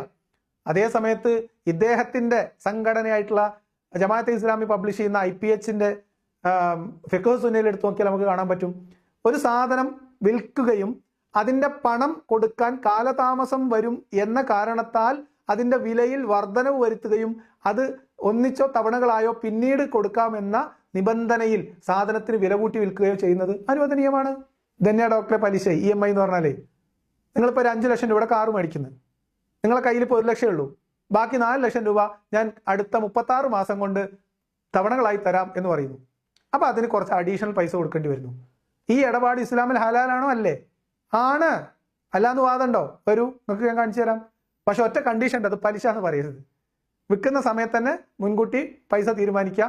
ഇന്ന് മേടിക്കുന്ന കാറിന്റെ പൈസ 5 ലക്ഷത്തേക്ക് 1 ലക്ഷം ഞാൻ ഇന്ന് തന്നു, അടുത്ത 1 ലക്ഷം അടുത്തൊരു കൊല്ലം കൊണ്ട് വരും, അങ്ങനെ ബാക്കി 4 കൊല്ലം കൊണ്ട് ഈ 4 ലക്ഷം രൂപ തിരിച്ചടക്കാം എന്ന് പറയുമ്പോൾ ആൾ പറയണ അങ്ങനെയാണെങ്കിൽ ഒരു കാര്യം ചെയ്യുക, എനിക്കൊരു 7 ലക്ഷം റുപ്യ തന്നോളാം, 4 ലക്ഷം റുപ്യ പിന്നെ തന്നാൽ മതി, അത് കംപ്ലീറ്റ് ആകുമ്പോഴത്തേക്ക് 6 ലക്ഷം വേണം എന്ന് പറഞ്ഞാൽ ഓക്കെ, ഒരു കുഴപ്പമില്ല. അത് ഹലാലാണ് ഇസ്ലാമിൽ. പക്ഷേ ബാങ്കിൽ EMI എടുക്കരുത്, അത് ഹറാമാണ്. കാരണം അതിൽ പലിശ ഉണ്ട്. എന്തൊക്കെ കേൾക്കണം നമ്മള്? അല്ല, ഈ അടിപൊളി ജീവിതം എന്ന് പറയുന്ന ആൾക്കാരുണ്ടല്ലോ, ഒരൊറ്റ ചോദ്യമുള്ളൂ. ഈ അടിപൊളി എന്ന് പറയുമ്പോൾ മദ്യവും മയക്കുമരുന്നും അതുപോലെ ലൈംഗികതയും അല്ലാതെ വേറൊന്നിന്റെ പേര് പറയാൻ പറ്റുമോ? ഈ അടിപൊളിയിൽ വരുന്ന വേറൊന്നും? മദ്യം, മയക്കുമരുന്ന്, ലൈംഗികത, ഇത് മാറ്റി നിർത്തിയിട്ട് പിന്നെന്താ നിങ്ങൾ അടിപൊളിയിലുള്ളത്? അപ്പൊ നോക്കുമ്പോൾ ഒന്നുമില്ല. ഈ അടിച്ചു പൊളിക്കുക എന്ന് പറഞ്ഞാൽ ഇതൊക്കെയാ. എങ്ങനെയുണ്ട്? ഒരു ഡോക്ടറാണ്, ഈ കാലത്ത് ജീവിക്കുന്ന ഒരു ഡോക്ടർ ചോദിക്കുകയാണെ അടിച്ചു പൊളിക്കുക, അടിപൊളി ജീവിതം എന്നൊക്കെ പറഞ്ഞാൽ എന്താ? കള്ള്, പെണ്ണ്, വേറെന്താ? അപ്പൊ ഇങ്ങനെ ആലോചിക്കുമ്പോൾ ഒന്നുമില്ല. ആരാലോചിക്കണ്? ഡോക്ടർ ആലോചിച്ചു, വേറെ ആരെല്ലാം ആലോചിച്ചോ? സ്വസ്ഥമായിട്ട് ഒരു കടൽ തീരത്ത് ഇങ്ങനെ പോയിരുന്ന തിരകൾ ഇങ്ങനെ നോക്കിയിരിക്കുക, അതൊരു ആസ്വാദനല്ലേ? വെറുതെ ചെറിയ തണുപ്പുള്ള ഒരു പിന്നെ മലയോര പാതയിൽ ചെറിയ മഞ്ഞുവീഴ്ചയിൽ വണ്ടി ഓടിച്ച് കുട്ടികളൊത്ത് ബാക്ക്ഗ്രൗണ്ടില് ഒരു ഗസലൊക്കെ ഇട്ട് ഇങ്ങനെ പോകുന്നത് ഒരു ആസ്വാദനല്ലേ? നല്ല ഒരു ഓംലേറ്റ് ചമ്മന്തി മുക്കിയിട്ട് ഇങ്ങനെ കഴിക്കുന്നത് ഒരു ആസ്വാദനല്ലേ? എന്തെന്നാണ് ഡോക്ടർ നിങ്ങൾ പറയുന്നത്? ആസ്വാദനം എന്ന് പറഞ്ഞാൽ വെറും കള്ളും പെണ്ണുവാ? ആരുമില്ലല്ലോ ഇതൊന്ന് പറഞ്ഞു കൊടുക്കാൻ ഈ മനുഷ്യന്. ആസ്വാദനം എന്ന് പറയുന്നത് ഒരു മനുഷ്യന് മനസ്സിന് സന്തോഷം കിട്ടുന്നത് എന്തുമാണ്? അത് ചിലർക്ക് വെറുതെ ഇരിക്കുന്നതായിരിക്കും, ചിലർക്ക് കിടന്നുറങ്ങുന്നതായിരിക്കും, ചിലർക്ക് പാട്ട് കേൾക്കുന്നതായിരിക്കും, ചിലർ ഡാൻസ് കളിക്കുകയായിരിക്കും, ചിലർ എഴുതുകയായിരിക്കും, ചിലർ യാത്ര ചെയ്യായിരിക്കും. ആസ്വാദനമാണ് സുഹൃത്തെ. എന്താണ് ആസ്വാദനം അല്ലാത്തത്? ഒരു മനുഷ്യന് ഇഷ്ടത്തോടെ ചെയ്യുന്നത് എന്തും ആസ്വാദനമാണ്. ഞാൻ ആസ്വദിച്ചപ്പോൾ ഈ വീഡിയോ ചെയ്യണം, നിങ്ങൾക്ക് അല്ല തോന്നുന്നുണ്ടോ? ഞാൻ കഷ്ടപ്പെട്ട് വീഡിയോ ചെയ്യണ പോലെ തോന്നുന്നുണ്ടോ? ഇതുപോലത്തെ ഡോക്ടർമാരുടെ ഈ സാമൂഹ്യ ശാസ്ത്ര പ്രബന്ധങ്ങൾ അനലൈസ് ചെയ്യുന്നത് ഞാൻ നന്നായി എൻജോയ് ചെയ്ത് ചെയ്യുന്നതാണ്. ഇതിൻ്റെ ഒരു ആസ്വാദനമാണ്. നിങ്ങൾ ഈ പറഞ്ഞ ആസ്വാദനം ഒന്നും എനിക്കില്ല, പക്ഷെ ഞാൻ ജീവിതത്തിൽ ഭയങ്കര ആസ്വാദനം അനുഭവിക്കുന്നതിനെ ആസ്വദിച്ച ജീവിക്കുന്നത്. നിങ്ങൾ ഈ പറഞ്ഞ കള്ളും പെണ്ണും എനിക്കത് ആസ്വാദനമായിട്ട് ഞാൻ എടുക്കാറില്ല, എനിക്ക് ഫീൽ ചെയ്തിട്ടില്ല അതൊരു ആസ്വാദനമായിട്ട്. അതിൽ ആസ്വാദനം ഇല്ല എന്നൊന്നും ഞാൻ പറഞ്ഞിട്ടില്ലേ? അപ്പൊ ഇതല്ലാത്ത ഒന്നും ആസ്വാദനമല്ല. ആസ്വാദനം അടിച്ചു പൊളി എന്നൊക്കെ പറഞ്ഞാൽ കള്ളുടിക്കുക, ഇതാണ് നമ്മളെ ഡോക്ടർ പറഞ്ഞത്. നമ്മളെ ഡോക്ടറുടെ കുറ്റല്ല. ഈ ആസ്വാദനത്തിന്റെ ഈ നിർവചനം പറഞ്ഞു കൊടുത്ത ആരാ? മുഹമ്മദ് നബി. കാരണം എന്താ? മുഹമ്മദ് നബിക്ക് പരിചയമുള്ള ആസ്വാദനം 2 ഉള്ളൂ, കള്ള്, പെണ്ണ്. അതിന് കാരണം എന്താണ്? ആ നൂറ്റാണ്ടിൽ അതുള്ളൂ. പിന്നെ ഓരോരുത്തർക്കും ഓരോ താല്പര്യമാണല്ലോ. മുഹമ്മദ് നബിയുടെ താല്പര്യം എന്താണോ അതിനനുസരിച്ച് മുഹമ്മദ് നബിക്ക് അത് മാത്രമാണ് ആസ്വാദനം തോന്നി. അത് സ്വാഭാവികമാണേ. പക്ഷെ യാത്രകൾ ഇഷ്ടപ്പെടുന്ന ആളുകളെ സംബന്ധിച്ച് യാത്ര ചെയ്യുന്നത് മാത്രമായിരിക്കും അവരുടെ ജീവിതത്തിൽ ആസ്വാദനം. ആ ആളോട് പറയാണ് യാത്ര ചെയ്യൽ മാത്രമല്ല ആസ്വാദനം, നമ്മൾ സ്വസ്ഥമായിട്ടൊരു സ്ഥലത്ത് ഒറ്റയ്ക്ക് ഇരിക്കൽ ഭയങ്കര ആസ്വാദനമാണ്, ഭയങ്കര സംഭവമാണെന്ന് നമ്മൾ പറഞ്ഞാൽ വിശ്വസിക്കുവോ? വിശ്വസിക്കൂല. ഇപ്പൊ എനിക്ക് ചെസ് കളിക്കുന്നത് ഭയങ്കര ഇഷ്ടമാണ്, ഞാൻ ചെസ് കളിക്കും ഓൺലൈനിൽ. അപ്പൊ അത് എനിക്ക് ഭയങ്കര ആസ്വാദനമാണ്. അതേസമയത്ത് ചില ആളുകൾക്ക് ഇതൊക്കെ എന്താ ആസ്വാദനം അങ്ങനെ തോന്നുന്നവരുണ്ട്. അപ്പൊ മുഹമ്മദ് നബിക്ക് ആസ്വാദനം എന്ന് മനസ്സിലായതാണ് ഇസ്ലാമിൽ ആസ്വാദനം എന്ന് നമ്മൾ മനസ്സിലാക്കേണ്ടത്. എന്നിട്ട് ആ ആസ്വാദനം വിലക്കി. എന്ത്? ലൈംഗികതയും മദ്യവും ഇസ്ലാം അത് വിലക്കിയിട്ടുണ്ട് എന്നും ആ ഇസ്ലാം വിലക്കിയ കാര്യങ്ങളാണ് ഇസ്ലാം ഇല്ലാത്തവർ അല്ലെങ്കിൽ മതം ഉപേക്ഷിക്കേണ്ടവർ ആസ്വാദനം എന്ന നിലയിൽ ആകെ കാണുന്നത് എന്നും പറയുന്നത് എന്നും പറഞ്ഞ് വിഷമം തീർക്കുകയാണ്. ഇനി ഈ 2 കാര്യങ്ങളെ കുറിച്ചുള്ള ആസ്വാദനത്തിന്റെ കഥ അതുകൂടി നമ്മൾ നോക്കണമല്ലോ. നോക്കാം. അതുകൊണ്ട് തന്നെ മതം ആസ്വാദനം തടയുന്നു എന്ന് പറഞ്ഞാൽ മനുഷ്യന് വ്യക്തിപരമായോ സാമൂഹികപരമായോ ഉണ്ടാകുന്ന ദുരിതങ്ങളും ദുരന്തങ്ങളും വരുത്തി വെക്കുന്ന, മനുഷ്യന്റെ ഇച്ഛ അവനെ പ്രേരിപ്പിക്കുന്ന ചില ആസ്വാദനങ്ങൾ അത് ഇസ്ലാം തടഞ്ഞിട്ടുണ്ട്. അത് മനുഷ്യന്റെ നന്മയ്ക്കും ഗുണത്തിനും വേണ്ടിയാണ്. പറഞ്ഞത് പോയിന്റ്. നമ്മൾ സത്യം ആര് പറഞ്ഞാലും അംഗീകരിച്ചു കൊടുക്കണം. മനുഷ്യന്റെ ഗുണത്തിനും പ്രശ്നങ്ങൾ ഒഴിവാക്കാനും ചില കാര്യങ്ങൾ നിരോധിച്ചിട്ടുണ്ട്. സത്യം. ഇപ്പൊ മദ്യം ഇസ്ലാം നിരോധിച്ചിട്ടുണ്ട്. അത് നിരോധിച്ചതിന്റെ കോലം നമുക്ക് നോക്കാം. ഇസ്ലാം എന്തുകൊണ്ട് നിരോധിച്ചു? ആസ്വാദനം എന്ന് പറയുന്നതും നിരോധനം എന്ന് പറയുന്നതും മുഹമ്മദിന്റെ ഇച്ഛകളും ഇഷ്ടങ്ങളും അനുഭവങ്ങളും മുഹമ്മദിന്റെ ബോധ്യങ്ങളും മാത്രം പരിഗണിച്ചിട്ടുള്ളതാണ്. വേറെ ഒരു മൂല്യവും പരിഗണിക്കപ്പെട്ടിട്ടില്ല. അല്ലാതെ മനുഷ്യ സമൂഹത്തിന് അതുകൊണ്ടുണ്ടാകുന്ന ഗുണം, നേട്ടം ഇതൊന്നും പരിഗണിച്ചിട്ടേയില്ല. ഇൻക്ലൂഡിങ് ഇസ്ലാം വലിയ വിപത്താണ് എന്ന് പറയുന്ന, നിരോധിച്ചു എന്ന് പറയുന്ന, നിയന്ത്രിച്ചു എന്ന് പറയുന്ന കാര്യങ്ങളിലൊന്നും മുഹമ്മദിന്റെ വ്യക്തിപരമായ ജീവിതത്തിൽ ഉണ്ടായിട്ടുള്ള ദുരനുഭവങ്ങളല്ലാത്ത ഒരു കാരണവും നിരോധനത്തിന്റെ പിന്നിലില്ല. അതാണ് നമ്മൾ ഇനി ഖുർആൻ വചനങ്ങൾ വെച്ച് വായിക്കാൻ പോകുന്നത്. ഡോക്ടർ വേർക്കും. ഇസ്ലാമിൽ മദ്യം നിരോധിച്ചിട്ടുണ്ട്. കാരണം എന്ത്? സാഹചര്യം എന്ത്? മദ്യത്തെക്കുറിച്ചുള്ള ഇസ്ലാമിന്റെ ഖുർആനിന്റെ കാഴ്ചപ്പാട് എന്ത്? നിങ്ങൾ പറയണം. സ്ത്രീ വിഷയത്തിൽ വ്യഭിചാരം നിരോധിച്ചു എന്നാ പറയാ. മതം വിടുന്നവർ കള്ളു കുടിക്കാനും പെണ്ണു പിടിക്കാനും പോവാണ്. ഇസ്ലാമിൽ അതൊക്കെ വിലക്കി, അതുകൊണ്ട് ഒരു മതം വിടുന്നു. ഇതാണ് ജാതി സംഭവം. ഇതന്നെയാണ് ഇദ്ദേഹം പറഞ്ഞത്. ഈ രണ്ട് കാര്യങ്ങൾക്ക് വേണ്ടി മാത്രം ജീവിക്കുന്നവർ, ഈ രണ്ട് കാര്യങ്ങളെ ചുറ്റിപ്പറ്റി മാത്രം സ്വപ്നങ്ങൾ നെയ്യുന്നവർ, അവരാണ് പറയുന്നത് കള്ളുടിക്കാനും പെണ്ണു പിടിക്കാനുമാണ് മതം വിടുന്നത്. ഞങ്ങൾക്ക് എന്താ ന്യൂൺ ഷോ മാറ്റിവെച്ച് പട്ടായയിൽ പോകാൻ പറ്റൂലാത്തോണ്ടാ? അതോ ഞങ്ങൾ അവിടെ കയറ്റൂലേ? എന്തെന്നാണ് ഡോക്ടർ ഇതൊക്കെ? പുള്ളി അങ്ങ് പറഞ്ഞു തീർക്കട്ടെ, എന്നിട്ട് നമുക്ക് ഈ രണ്ട് വിഷയത്തിൽ ഇസ്ലാമിന്റെ ആസ്വാദനത്തിന്റെ കാഴ്ചപ്പാട് കൂടി പറഞ്ഞിട്ട് നമുക്ക് അവസാനിപ്പിക്കാം. ആരെങ്കിലും ഒരാൾ മത നിയമങ്ങൾ പാലിക്കുന്നുവെങ്കിൽ അത് അവന് വേണ്ടിയാണ്. അത് ഒരാൾ പാലിക്കുന്നില്ലെങ്കിൽ അതിന്റെ ദോഷവും അവന് തന്നെയാണ് എന്ന് സൂചിപ്പിക്കുന്ന എത്ര ആയത്ത് ഖുർആനിലുണ്ട്. പടച്ചോനെ കൊണ്ട് പ്രത്യേകിച്ച് പ്രശ്നമൊന്നും, നിങ്ങളിപ്പോ കുറച്ച് കള്ളു കുടിച്ച് കഴിച്ചിട്ട് പടച്ചോന്റെ സിംഹാസനം താഴെ വീഴുമൊന്നുമില്ല. മനുഷ്യന്മാർ കള്ളുടിച്ചോ അള്ളാന്റെ സിംഹാസനം താഴെ വീഴുമൊന്നുമില്ല. പക്ഷെ മുഹമ്മദ് നബിക്ക് പ്രശ്നം ഉണ്ടായിരുന്നു മനുഷ്യന്മാർ കള്ളുടിച്ചിട്ട്. പറഞ്ഞുതരാം. കള്ളിന്റെ നിരോധനത്തിലേക്ക് നയിച്ച 4 ഖുർആൻ വചനങ്ങൾ വെച്ചുകൊണ്ട് മദ്യം നിരോധിക്കപ്പെട്ടതിന്റെ പശ്ചാത്തലവും മദ്യത്തെക്കുറിച്ചുള്ള അള്ളാന്റെ കാഴ്ചപ്പാടും മുഹമ്മദ് നബിന്റെ കാഴ്ചപ്പാടും നമുക്ക് പറയാം.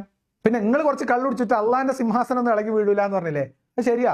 പക്ഷെ മുഹമ്മദിന് ഇരിക്കപ്പൊറുതി ഉണ്ടായിരുന്നില്ല, സ്വസ്ഥത ഉണ്ടായിരുന്നില്ല തലക്ക്. യുദ്ധം തോൽക്കുന്ന ഘട്ടം വന്നു, കൂടെ നടന്നവർ തമ്മിൽ തല്ലുന്ന ഘട്ടം വന്നു, ഒട്ടകത്തിന്റെ താടി എല്ലെടുത്ത് കൂടെ നിൽക്കുന്നവന്റെ തലയോട്ടി അടിച്ചു പൊട്ടിക്കുന്ന ഘട്ടം വന്നു.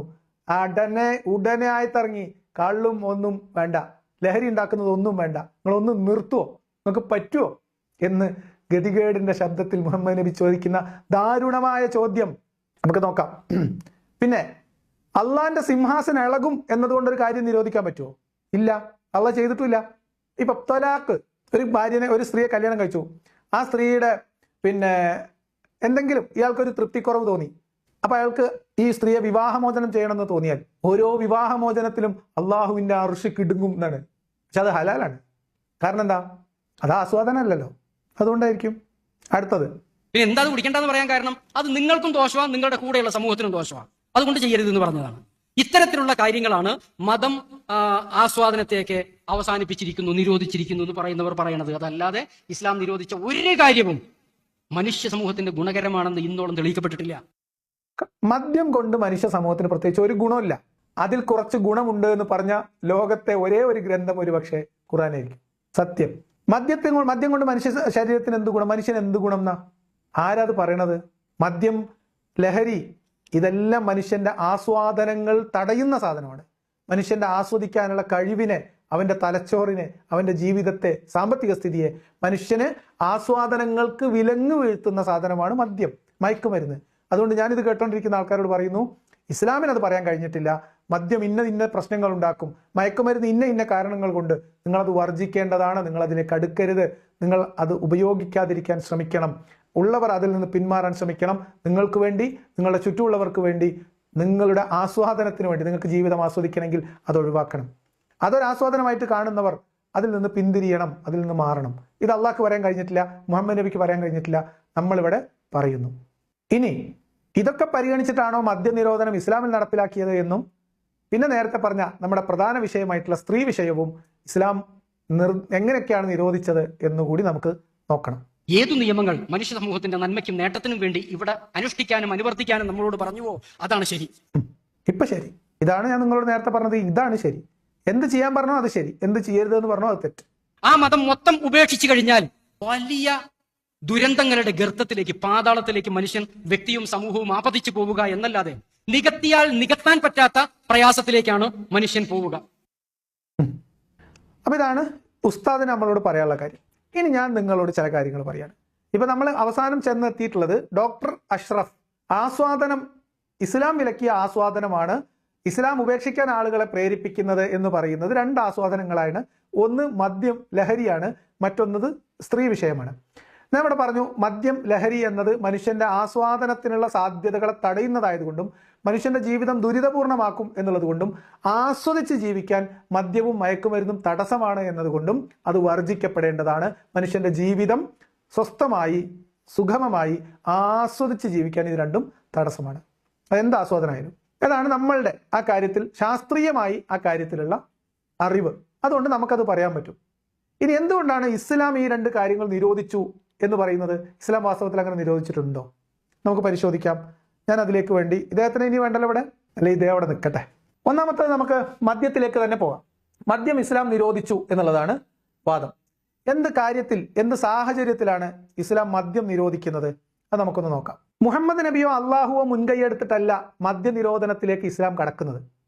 മുഹമ്മദ് നബിയുടെ അനുചരന്മാരിൽ ചില ആളുകൾ മദ്യം അമിതമായിട്ട് ഉപയോഗിക്കുകയും അതുപോലെ തന്നെ ചൂതാട്ടം പോലെയുള്ള പണം നശിപ്പിക്കുന്ന വിനോദങ്ങളിൽ ഏർപ്പെടുകയും ഒക്കെ ചെയ്യുന്നതിനെ കുറിച്ച് മറ്റു ചില ആളുകൾ, അത് ചെയ്യാതിരുന്ന ആളുകൾ അതൃപ്തി പ്രകടിപ്പിച്ചു. അതിനെക്കുറിച്ച് വിധി ചോദിച്ചു. ആ സമയത്ത് മദ്യത്തെക്കുറിച്ചുള്ള അള്ളാഹുവിന്റെ അറിവ് മുഹമ്മദിലൂടെ പുറത്തു വന്നതാണ് നിങ്ങൾ ഇപ്പൊ സ്ക്രീനിൽ കാണുന്നത്. നിന്നോടവർ മദ്യത്തെയും ചൂതാട്ടത്തെയും പറ്റി ചോദിക്കുന്നു. പറയുക, അവ രണ്ടിലും ഗുരുതരമായ പാപമുണ്ട്. ജനങ്ങൾക്ക് ചില പ്രയോജനങ്ങളും ഉണ്ട്. എന്താണ് ആ പ്രയോജനം എന്ന് പറയാൻ ഡോക്ടർ അഷ്റഫ് കൽപ്പറ്റ തയ്യാറായാൽ മതി. ജനങ്ങൾക്ക് മദ്യത്തിലും ചൂതാട്ടത്തിലും ചില നന്മകളുണ്ട്, ചില പ്രയോജനങ്ങളുണ്ട്. എന്നാൽ അവയിലെ പാപത്തിന്റെ അംശമാണ് പ്രയോജനത്തിന്റെ അംശത്തെക്കാൾ വലുത്. എന്താണ് അവർ ചെലവ് ചെയ്യേണ്ടതെന്നും അവർ നിന്നോട് ചോദിക്കുന്നു. നീ പറയുക, ആവശ്യം കഴിഞ്ഞിട്ടുള്ളത് ചെലവാക്കിയാൽ മതി. അപ്പൊ ഇതാണ് മദ്യനിരോധനത്തിലേക്ക് ഇസ്ലാം എടുത്തു വെച്ച ഒന്നാമത്തെ കാല്. എങ്ങനെയാണല്ലോ ഓരോ കാലെടുത്തു വെച്ചു എന്നൊക്കെയാണല്ലോ പറയാ. അപ്പൊ ഒന്നാമത്തെ കാലെടുത്തു വെച്ചത് മദ്യത്തിൽ ചില നന്മയുണ്ട്, ചില തിന്മയുണ്ട്. എന്നാൽ നല്ലതിനേക്കാളും കൂടുതൽ അതിൽ തെറ്റായതുകൊണ്ട് അത് ഉപയോഗിക്കേണ്ട എന്നാണ്. ഇതിലെവിടെയാ മദ്യനിരോധനം ഉള്ളത്? അത് നിങ്ങൾ ഉപയോഗിക്കരുതെന്ന് പറഞ്ഞിട്ടില്ല, നിങ്ങൾ ചെയ്യരുത് എന്ന് പറഞ്ഞിട്ടില്ല, നിരോധനം വന്നിട്ടില്ല. അപ്പൊ അവർ പറയും ഇത് ഒന്നാം ഘട്ടം ആണ്. ഈ ഒന്നാം ഘട്ടം നടക്കുന്നത് ഇസ്ലാമിലേക്ക് ആളുകൾ വന്നിട്ട് 15 കൊല്ലം കഴിഞ്ഞിട്ടാണ് കേട്ടോ. അതാലോചിക്കണം. മദ്യം തിന്മയാണ് എന്ന് വിശ്വസിച്ച ആളുകളോട് പറയാൻ മുഹമ്മദ് നബി എടുത്തത് 15 വർഷക്കാലമാണ്. അള്ളാഹ്ക്ക് തിരിയാൻ, മുഹമ്മദ് നബിക്ക് തിരിയാൻ. എന്താ മുഹമ്മദ് നബിക്ക് മദ്യവുമായി ബന്ധപ്പെട്ട് മുഹമ്മദ് നബിക്ക് ഉണ്ടാവുന്ന ആദ്യത്തെ മോശം അനുഭവം? ബദർ യുദ്ധത്തിന്റെ അവസ്ഥയിൽ നടക്കുന്ന ചില കശാപിശ ആണ്. മനസ്സിലായോ? ആ കശാപിശയിൽ മുഹമ്മദ് നബിയുടെ ഒരു ബന്ധു മുഹമ്മദ് നബിയെ മോശമായി അവഹേളിച്ചു. ആൾ മദ്യലഹരിയിലായിരുന്നു. മദ്യലഹരിയിൽ ഒരു അക്രമം കാണിച്ച ആളോട് അതിനെക്കുറിച്ച് ചോദിക്കാൻ ചെന്ന മുഹമ്മദ് നബിയെ അയാൾ അവഹേളിച്ചു. ആളുടെ പേര് ഹംസ എന്നാണ്. മുഹമ്മദ് നബിക്ക് മദ്യത്തിന്റെ ചില പ്രശ്നങ്ങൾ മനസ്സിലായി തുടങ്ങിയിരുന്നു. അതിനിടയിലാണ് ഇങ്ങനെ ഒരു ചോദ്യം വന്നതും ഇങ്ങനെ ഒരു കാര്യം മുഹമ്മദ് പറയുന്നതും. അത് കഴിഞ്ഞിട്ടുള്ള ഘട്ടം എന്ന് പറയുന്നത് എന്താണ്? നിങ്ങൾ കണ്ടോളി. അടുത്ത ഘട്ടം, സത്യവിശ്വാസികളെ, ലഹരി ബാധിച്ചവരായിക്കൊണ്ട് നിങ്ങൾ നമസ്കാരത്തെ സമീപിക്കരുത്. നിങ്ങൾ പറയുന്നത് എന്തെന്ന് നിങ്ങൾക്ക് ബോധ്യമാകുന്നത് വരെ. ഇതാണ് രണ്ടാം ഘട്ടം. ഈ രണ്ടാം ഘട്ടത്തിന്റെ കാരണം ഇമാം റാസിയുടെ ഖുർആൻ വ്യാഖ്യാനം മലയാളത്തിൽ നമുക്കിവിടെ ലഭ്യമാണ്. അതിന്റെ ഒന്നാമത്തെ വോള്യത്തിൽ 274 പേജിൽ നിന്ന് ഞാൻ വായിച്ചു തരാം. അതിന് മുമ്പ് നോക്കിക്കോ. ഇതിന് ആദ്യത്തെ വചനത്തിന്റെയും രണ്ടാമത്തെ വചനത്തിന്റെയും ഇവിടെയുണ്ട്. ഉമർ, മുആദ് തുടങ്ങിയ ഒരു പറ്റം സഹാബികൾ ജാഹിലിയ കാലത്തെ ശീലം എന്ന നിലയിൽ ഇസ്ലാമിന്റെ പ്രാരംഭകാലത്തും മദ്യപാനം തുടർന്നിരുന്നു. മദ്യം അന്ന് നിഷിദ്ധമാക്കിയിട്ടില്ല. പിന്നീട് ഒരിക്കൽ മാനസികമായ പ്രേരണയെന്നോണം മദ്യത്തിന്റെ പ്രതികൂല വശങ്ങൾ ഉൾക്കൊണ്ട് നിരോധിക്കുന്നതിനെ കുറിച്ച് പ്രവാചകരോട് അവർ അഭിപ്രായം ആരാഞ്ഞു. തദവസരത്തിലാണ് ഈ സൂക്തം അവതരിപ്പിക്കുന്നത്. ഒന്നാം ഘട്ടത്തെ അവതരണത്തോടെ അതിന്റെ ദോഷമാണ് കൂടുതൽ എന്ന സൂചന അന്തസത്ത ഉൾക്കൊണ്ടുകൊണ്ട് ഒരു വിഭാഗം വിട്ടുനിന്നു. അപ്പൊ ആദ്യത്തെ വചനം അനുസരിച്ച് അതിൽ ഗുണത്തെക്കാളുള്ള ഏറെ ദോഷമുണ്ട് എന്ന് പറഞ്ഞപ്പോൾ കുറച്ച് ആൾക്കാർ അത് ഒഴിവാക്കി. എന്നാൽ പിന്നീട് ഒരിക്കൽ അബ്ദുല്ലാഹിബിൻ ഔഫ് സദ്യയൊരുക്കി പലരും നന്നായി കുടിച്ചു പൂസായി. അങ്ങനെ നമസ്കാരത്തിൽ പ്രവേശിച്ചപ്പോൾ ചിലർ കാഫിറൂൻ സൂറത്ത് വികലമായി പാരായണം ചെയ്യാൻ ആരംഭിച്ചു. എന്ന് പറഞ്ഞാൽ കുല്യായുഹൽ കാഫിറൂൻ ലാ അബ്ദു മാ തഅബ്ദുൻ ലാ അൻതും ആബിദൂന മാ അബ്ദു വലാ അന ആബിദും മാ അബ്ദും വലാ അൻതും ആബിദൂന മാ അബ്ദു എന്ന് പറഞ്ഞിട്ട് ഈ സാധനം തീരാണ്ടായി. കുല്യായുൽ കാഫിറൂൻ അങ്ങനെ പ്രശ്നമുണ്ട്. അതൊരു നാക്കുളുക്കുന്ന സാധനമാണ്. ചെറിയ വ്യത്യാസം ഉള്ളത് കൊണ്ട് ഇതിങ്ങനെ കറങ്ങി തിരിഞ്ഞ് അവിടെ തന്നെ നിൽക്കും. അങ്ങനെ കുല്യായുൽ കാഫിറൂൻ എന്ന സൂറത്ത് ഓതി പൂർത്തിയാക്കാൻ കഴിയാതെ മദ്യലഹരിയിൽ നിസ്കാരം അലങ്കോലമാക്കുന്ന ഘട്ടം വന്ന സമയത്താണ്, നിസ്കരിക്കുന്ന സമയത്ത് നിങ്ങൾ ഒന്നുകൂടി വായിച്ചോളൂ, ലഹരി ബാധിച്ചവരായിക്കൊണ്ട് നിങ്ങൾ നമസ്കാരത്തെ സമീപിക്കരുത്. നിങ്ങൾ പറയുന്നത് എന്തെന്ന് നിങ്ങൾക്ക് ബോധ്യമുണ്ടാകുന്നത് വരെ. അതായത് നിങ്ങൾ പറയുന്നത് മര്യാദക്ക് കാഫിറൂൻ സൂറത്ത് ഓതാൻ കഴിയുന്ന ഒരു ഘട്ടത്തിലല്ലാതെ കള്ള് കുടിച്ചിട്ട് നിങ്ങൾ നിസ്കരിക്കാൻ വരരുത് എന്ന് പറഞ്ഞു. ഇവിടെ മദ്യനിരോധനമുണ്ടോ? മദ്യനിരോധനമില്ല. ഈ ഘട്ടത്തിൽ പറയുന്നുണ്ടോ മദ്യം എല്ലാ തിന്മകളുടെയും താക്കോലാണെന്ന്? ഇല്ല.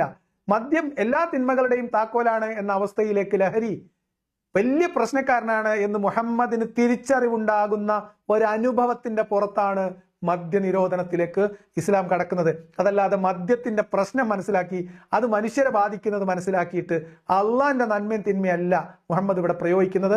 നിങ്ങൾ ഒന്നുകൂടി ശ്രദ്ധിച്ച ഭാഗം കേൾക്കാം. ഞാനിതിന്റെ അവസാനത്തെ മദ്യനിരോധനം, ആ നിരോധനം എന്ന് പറയപ്പെടുന്ന വചനം ഇതാണ്.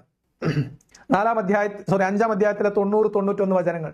സത്യവിശ്വാസികളെ, മദ്യവും ചൂതാട്ടവും പ്രതിഷ്ഠകളും പ്രശ്നം വെച്ച് നോക്കാനുള്ള അമ്പുകളും പൈശാചികമായ മ്ലേച്ഛവൃത്തി മാത്രമാകുന്നു. അതിനാൽ നിങ്ങൾ അതൊക്കെ വർജിക്കുക. നിങ്ങൾ വിജയം പ്രാപിച്ചേക്കാം. നിങ്ങളത് വർജിച്ചാൽ വിജയം പ്രാപിച്ചേക്കാം. നിരോധനം ഇവിടെയും ഇല്ല. പിശാച് ഉദ്ദേശിക്കുന്നത് മദ്യത്തിലൂടെയും ചൂതാട്ടത്തിലൂടെയും നിങ്ങൾക്കിടയിൽ ശത്രുതയും വിദ്വേഷവും ഉളവാക്കാനും അള്ളാഹുവെ ഓർമ്മിക്കുന്നതിൽ നിന്ന് നമസ്കാരത്തിൽ നിന്നും നിങ്ങളെ തടയുവാനും മാത്രമാകുന്നു. അതിനാൽ നിങ്ങൾ അവയിൽ നിന്ന് വിരമിക്കുവാൻ ഒരുക്കമുണ്ടോ? ചോദ്യമാണേ, നിങ്ങൾ വിരമിക്കാൻ ഒരുക്കമുണ്ടോ? എവിടെ സുഹൃത്തുക്കളെ നിരോധനം? ഈ 591 ഒന്നും കൂടി നിങ്ങൾ നോക്കൂ. പിശാച് ഉദ്ദേശിക്കുന്നത് മദ്യത്തിലൂടെയും ചൂതാട്ടത്തിലെയും നിങ്ങൾക്കിടയിൽ ശത്രുതയും വിദ്വേഷവും ഉളവാക്കാനും അള്ളാഹുവെ ഓർമ്മിക്കുന്നതിൽ നിന്നും നമസ്കാരത്തിൽ നിന്നും നിങ്ങളെ തടയാനും മാത്രമാകുന്നു. അതിനാൽ നിങ്ങൾ അവയിൽ നിന്ന് വിരമിക്കാൻ ഒരുക്കമുണ്ടോ? ഒരുക്കമുണ്ടോ എന്ന് ചോദിച്ചിട്ടേ ഉള്ളൂ കേട്ടോ. നിരോധനം എന്നൊരു സാധനം അവിടെയും വന്നിട്ടില്ല.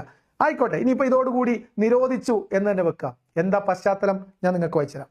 ദിവസങ്ങൾക്ക് ശേഷം, അതായത് നിസ്കാരത്തിൽ കള്ളുടിക്കരുത് എന്ന് പറഞ്ഞ് പിന്നെയും കുറച്ച് ദിവസം മുന്നോട്ട് പോകുന്ന സമയത്ത്, ദിവസങ്ങൾക്ക് ശേഷം സഅദ് ബിൻ അബി വക്കാസ് അടക്കമുള്ള അൻസാരികളുടെ ഒരു കൂട്ടം പതിവ് പോലെ മദ്യപിച്ച വാക്കുതർക്കത്തിൽ ഏർപ്പെട്ടു. ശ്രദ്ധിക്കണേ, പതിവ് പോലെ മദ്യപിച്ച് വാക്കുതർക്കത്തിൽ ഏർപ്പെട്ടു എന്ന് പറഞ്ഞാൽ ഒരു കള്ളുകുടിയന്മാരുടെ കേന്ദ്രമായിരുന്നു മുഹമ്മദിന്റെ സഹാബികളുടെ ഏരിയ.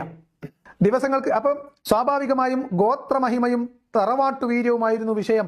കൂട്ടത്തിൽ മുഹാജിറായ സഅദ് അൻസാരികളെ അധിക്ഷേപിക്കുന്ന തരത്തിലുള്ള ഒരു കവിത ആലപിച്ചു. ഇത് കേൾക്കേണ്ട താമസം അൻസാരികളിൽപ്പെട്ട ഒരാൾ കയ്യിൽ കിട്ടിയ ഒട്ടകത്തിന്റെ താടിയെല്ലുകൊണ്ട് അദ്ദേഹത്തെ അടിച്ച് പരിക്കേൽപ്പിച്ചു. പ്രശ്നം പ്രവാചക സന്നിധിയിൽ എത്തി. ഇതറിഞ്ഞ ഉമർ പ്രാർത്ഥിച്ചു, അള്ളാഹുവേ, മദ്യത്തിന്റെ കാര്യത്തിൽ ഞങ്ങൾക്ക് അന്തിമമായ ഒരു തീർപ്പ് നീ കൽപ്പിച്ചു തരയണമേ. ഉമർ പ്രാർത്ഥിക്കലും ജിബ്രീൽ പ്രത്യക്ഷപ്പെടലും ഒരുമിച്ചായിരുന്നു സുഹൃത്തുക്കളെ, ഒരുമിച്ചായിരുന്നു. എന്നിട്ടാണ് നിങ്ങൾ ഈ കണ്ട വചനം അവതരിച്ചത്. പിശാച് ഉദ്ദേശിക്കുന്നത് മദ്യത്തിലൂടെയും ചൂതാട്ടത്തിലൂടെയും നിങ്ങൾക്കിടയിൽ ശത്രുതയും വിദ്വേഷവും ഉളവാക്കുവാനും അള്ളാഹുവെ ഓർമ്മിക്കുന്നതിൽ നിന്നും നമസ്കാരത്തിൽ നിന്നും നിങ്ങളെ തടയുവാനും മാത്രമാകുന്നു. അതിനാൽ നിങ്ങൾ അവയിൽ നിന്ന് വിരമിക്കാൻ ഒരുക്കമുണ്ടോ? യജ്ജാതി നിരോധനം. മദ്യത്തിന്റെ തിന്മകൾ, അതിന്റെ കണ്ടന്റ്, അത് ശരീരത്തിൽ ഉണ്ടാക്കുന്ന മാറ്റങ്ങൾ, അത് നിങ്ങളെ തലച്ചോറിനെ ബാധിക്കുന്ന രീതി ശാസ്ത്രീയമായി വിശദീകരിച്ചിട്ട് കള്ളുടിക്കരുത് മക്കളെ, പാപമാണ് എന്ന് അള്ളാഹ് ആയത്തിറക്കിനാണോ? അൻസാരികളും മുഹാജിറുകളും ഒരു വിധത്തിൽ കൂട്ടിയിണക്കി കൊണ്ടുപോകാൻ വേണ്ടി, കൊള്ള സംഘത്തെ മുന്നോട്ട് കൊണ്ടുപോകാൻ വേണ്ടി മുഹമ്മദ് ശ്രമിച്ചുകൊണ്ടിരിക്കുമ്പോൾ കള്ളുകുടി സഭകളിൽ പരസ്പരം കടിച്ചു കീറുന്നവർ തമ്മിൽ പ്രശ്നം ഉണ്ടാക്കാതിരിക്കാൻ അതാണ് നല്ലത്. ഒരു പോയിന്റ്. നേരത്തെ അവതരിപ്പിച്ച ഖുർആൻ വചനം അനുസരിച്ച് കള്ളുടിച്ചുകൊണ്ട് നിസ്കരിക്കാൻ വരരുത് എന്ന് പറഞ്ഞപ്പം കള്ളുടിച്ചു കിടക്കുന്നു നിസ്കരിക്കാൻ വരാണ്ടായി. അങ്ങനെയാണ് അള്ളാഹുവിൽ നിന്ന് ഓർമ്മിക്കുന്നതിൽ നിന്നും നമസ്കാരത്തെ തടയുന്നതിനും ഇബിലീസ് വരെ കൊണ്ട് കള്ളുടിപ്പിക്കുന്നു എന്ന് അള്ളാഹ് പായ്യരം പറയുന്നത്. എന്താ ചെയ്യാ? ഇനി ഇസ്ലാം മതത്തിനകത്ത്, ഖുർആനിനകത്ത് മദ്യം അനുവദനീയമല്ല എന്നതുകൊണ്ടാണോ വിശ്വാസികൾ കള്ളുടിക്കാത്തത്? അങ്ങനെയാണ് വിശ്വാസികൾ ആരും കള്ളുടിക്കാൻ പാടില്ലല്ലോ. കള്ളുകുടിക്കുന്ന വിശ്വാസികൾ ഉണ്ടോ? ഉണ്ട്. അതെന്തുകൊണ്ടാ? ഒരാൾ മദ്യം ഉപയോഗിക്കുന്നതും ഉപയോഗിക്കാതിരിക്കുന്നതിനും ഖുർആൻ എന്ത് പറഞ്ഞു എന്നതുമായിട്ട് വലിയ ബന്ധമൊന്നും ഇല്ല എന്നാണ് എൻ്റെ അഭിപ്രായം. ഞാൻ എൻ്റെ അഭിപ്രായം പറയാൻ വന്നവനാണ്. കള്ളുടിക്കുന്ന മൂല്യമാരെ എനിക്കറിയാം. പള്ളി ദർസുകളിൽ പഠിപ്പിക്കുന്ന കള്ളുടിക്കുന്ന മൂല്യരെ എനിക്കറിയാം. അപ്പൊ അതൊക്കെ ഓരോ ആളുകളുടെ കാഴ്ചപ്പാട്. പറഞ്ഞില്ലേ, ആസ്വാദനത്തെക്കുറിച്ചുള്ള വികലമായ ചിന്ത, അതാണ് ആസ്വാദനം എന്ന് ചിന്തിക്കുന്നവർ ഒരുപക്ഷെ ഉണ്ടാവാം. വേദനയിൽ നിന്ന് റിലീഫ് അതാണ് എന്ന് ചിന്തിക്കുന്നവർ ഒരുപക്ഷെ ഉണ്ടാവാം. പക്ഷെ അതൊക്കെ അപകടമാണ്, അത് ഒഴിവാക്കേണ്ടതാണ്. അതിന് ഖുർആനിൽ ആയത്തിറക്കിയത് കൊണ്ട് കാര്യമില്ല. അപേക്ഷിച്ച് നിങ്ങൾക്ക് അതൊന്നും കുടിക്കാതിരുന്നൂടെ എന്ന് ചോദിച്ചിട്ടൊന്നും കാര്യമില്ല. ഇതാണ് മദ്യം നിരോധിച്ചതിന്റെ കോലം.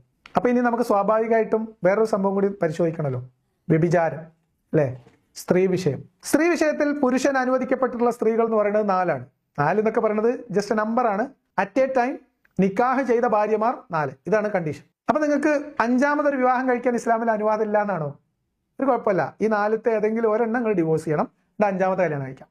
അങ്ങനെ നിങ്ങൾ ഓരോ ആഴ്ചകളിൽ ഓരോ ആളുകളെ വിവാഹമോചനം ചെയ്യുകയും അവരോട് തൃപ്തിപ്പെട്ട് അവരെ പിരിച്ചയക്കുകയും ചെയ്യുകയാണെങ്കിൽ പോലും, അല്ലാതെ ആണെങ്കിൽ പോലും ആഴ്ചക്കൊന്ന് എന്ന തോതിൽ ആ മനുഷ്യന്റെ ജീവിതം മുഴുവൻ കല്യാണം കഴിക്കാൻ ഇസ്ലാമിൽ നിയമപരമായിട്ട് തടസ്സമുണ്ടോ? ഇല്ല. ഒറ്റ കണ്ടീഷനുള്ളൂ, നിക്കാഹിന്റെ മുമ്പ് തലാക്ക് ചെയ്തിരിക്കണം ഒരാളെ. ഇനി ഇതേ അവസ്ഥയിൽ ഈ 4ൽ പരിമിതമാണോ? അല്ല. എത്ര വേണമെങ്കിലും അടിമ സ്ത്രീകളെ നിങ്ങൾക്ക് സ്വന്തമാക്കുകയും നിങ്ങൾ കൂടാരങ്ങളിൽ താമസിപ്പിക്കുകയും ചെയ്യാം. അതിൽ ഇസ്ലാമിൽ എന്തെങ്കിലും വിലക്കുണ്ടോ?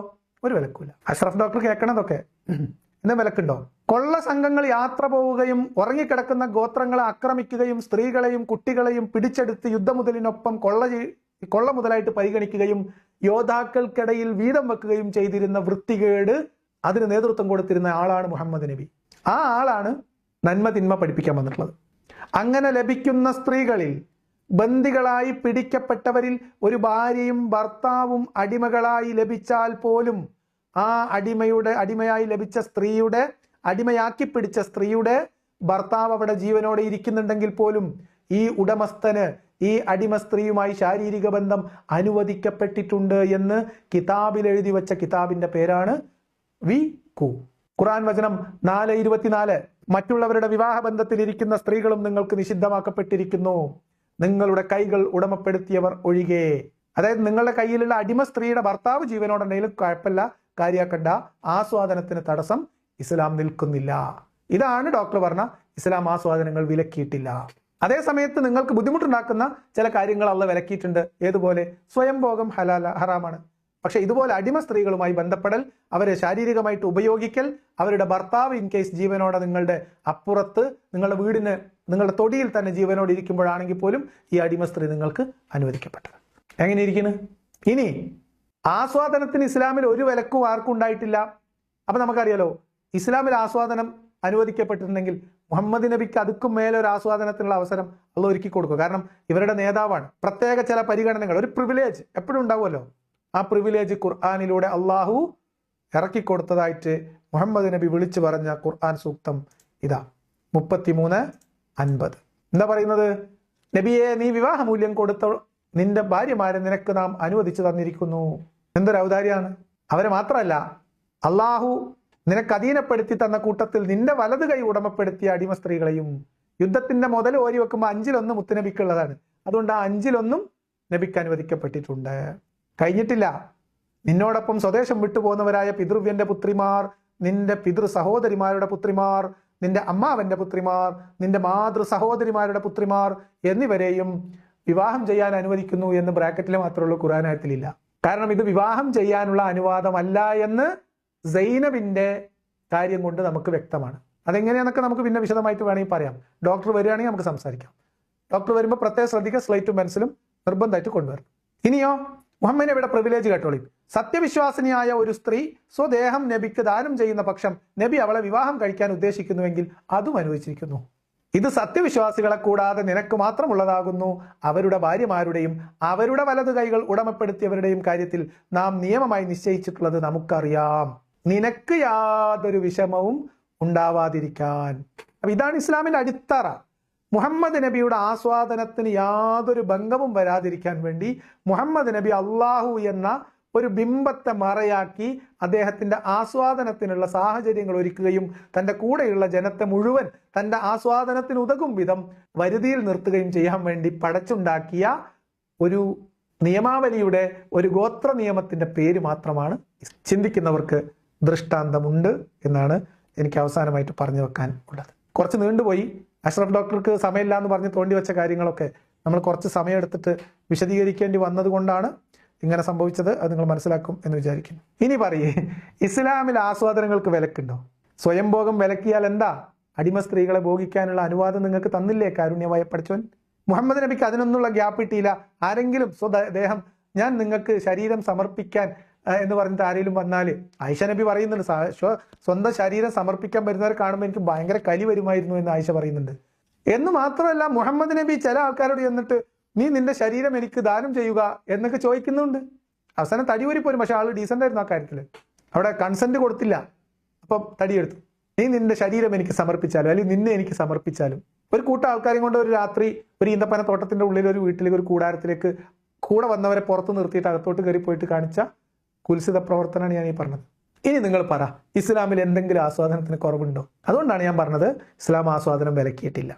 ആസ്വാദനവും ഇതിനേക്കാളൊക്കെ വലിയ ആസ്വാദനത്തിന് വേണ്ടി നമ്മൾ നേരത്തെ പറഞ്ഞ ഉദാഹരണം പോലെ നമ്മൾ കുറച്ച് ന്യൂനശം ഒന്ന് അടക്കി പിടിച്ചാൽ, ആ ആഗ്രഹങ്ങളൊക്കെ അടക്കി പിടിച്ചാൽ നിങ്ങൾക്ക് നാളെ സ്വർഗത്തിൽ എല്ലാം ഒരുക്കി വെക്കും.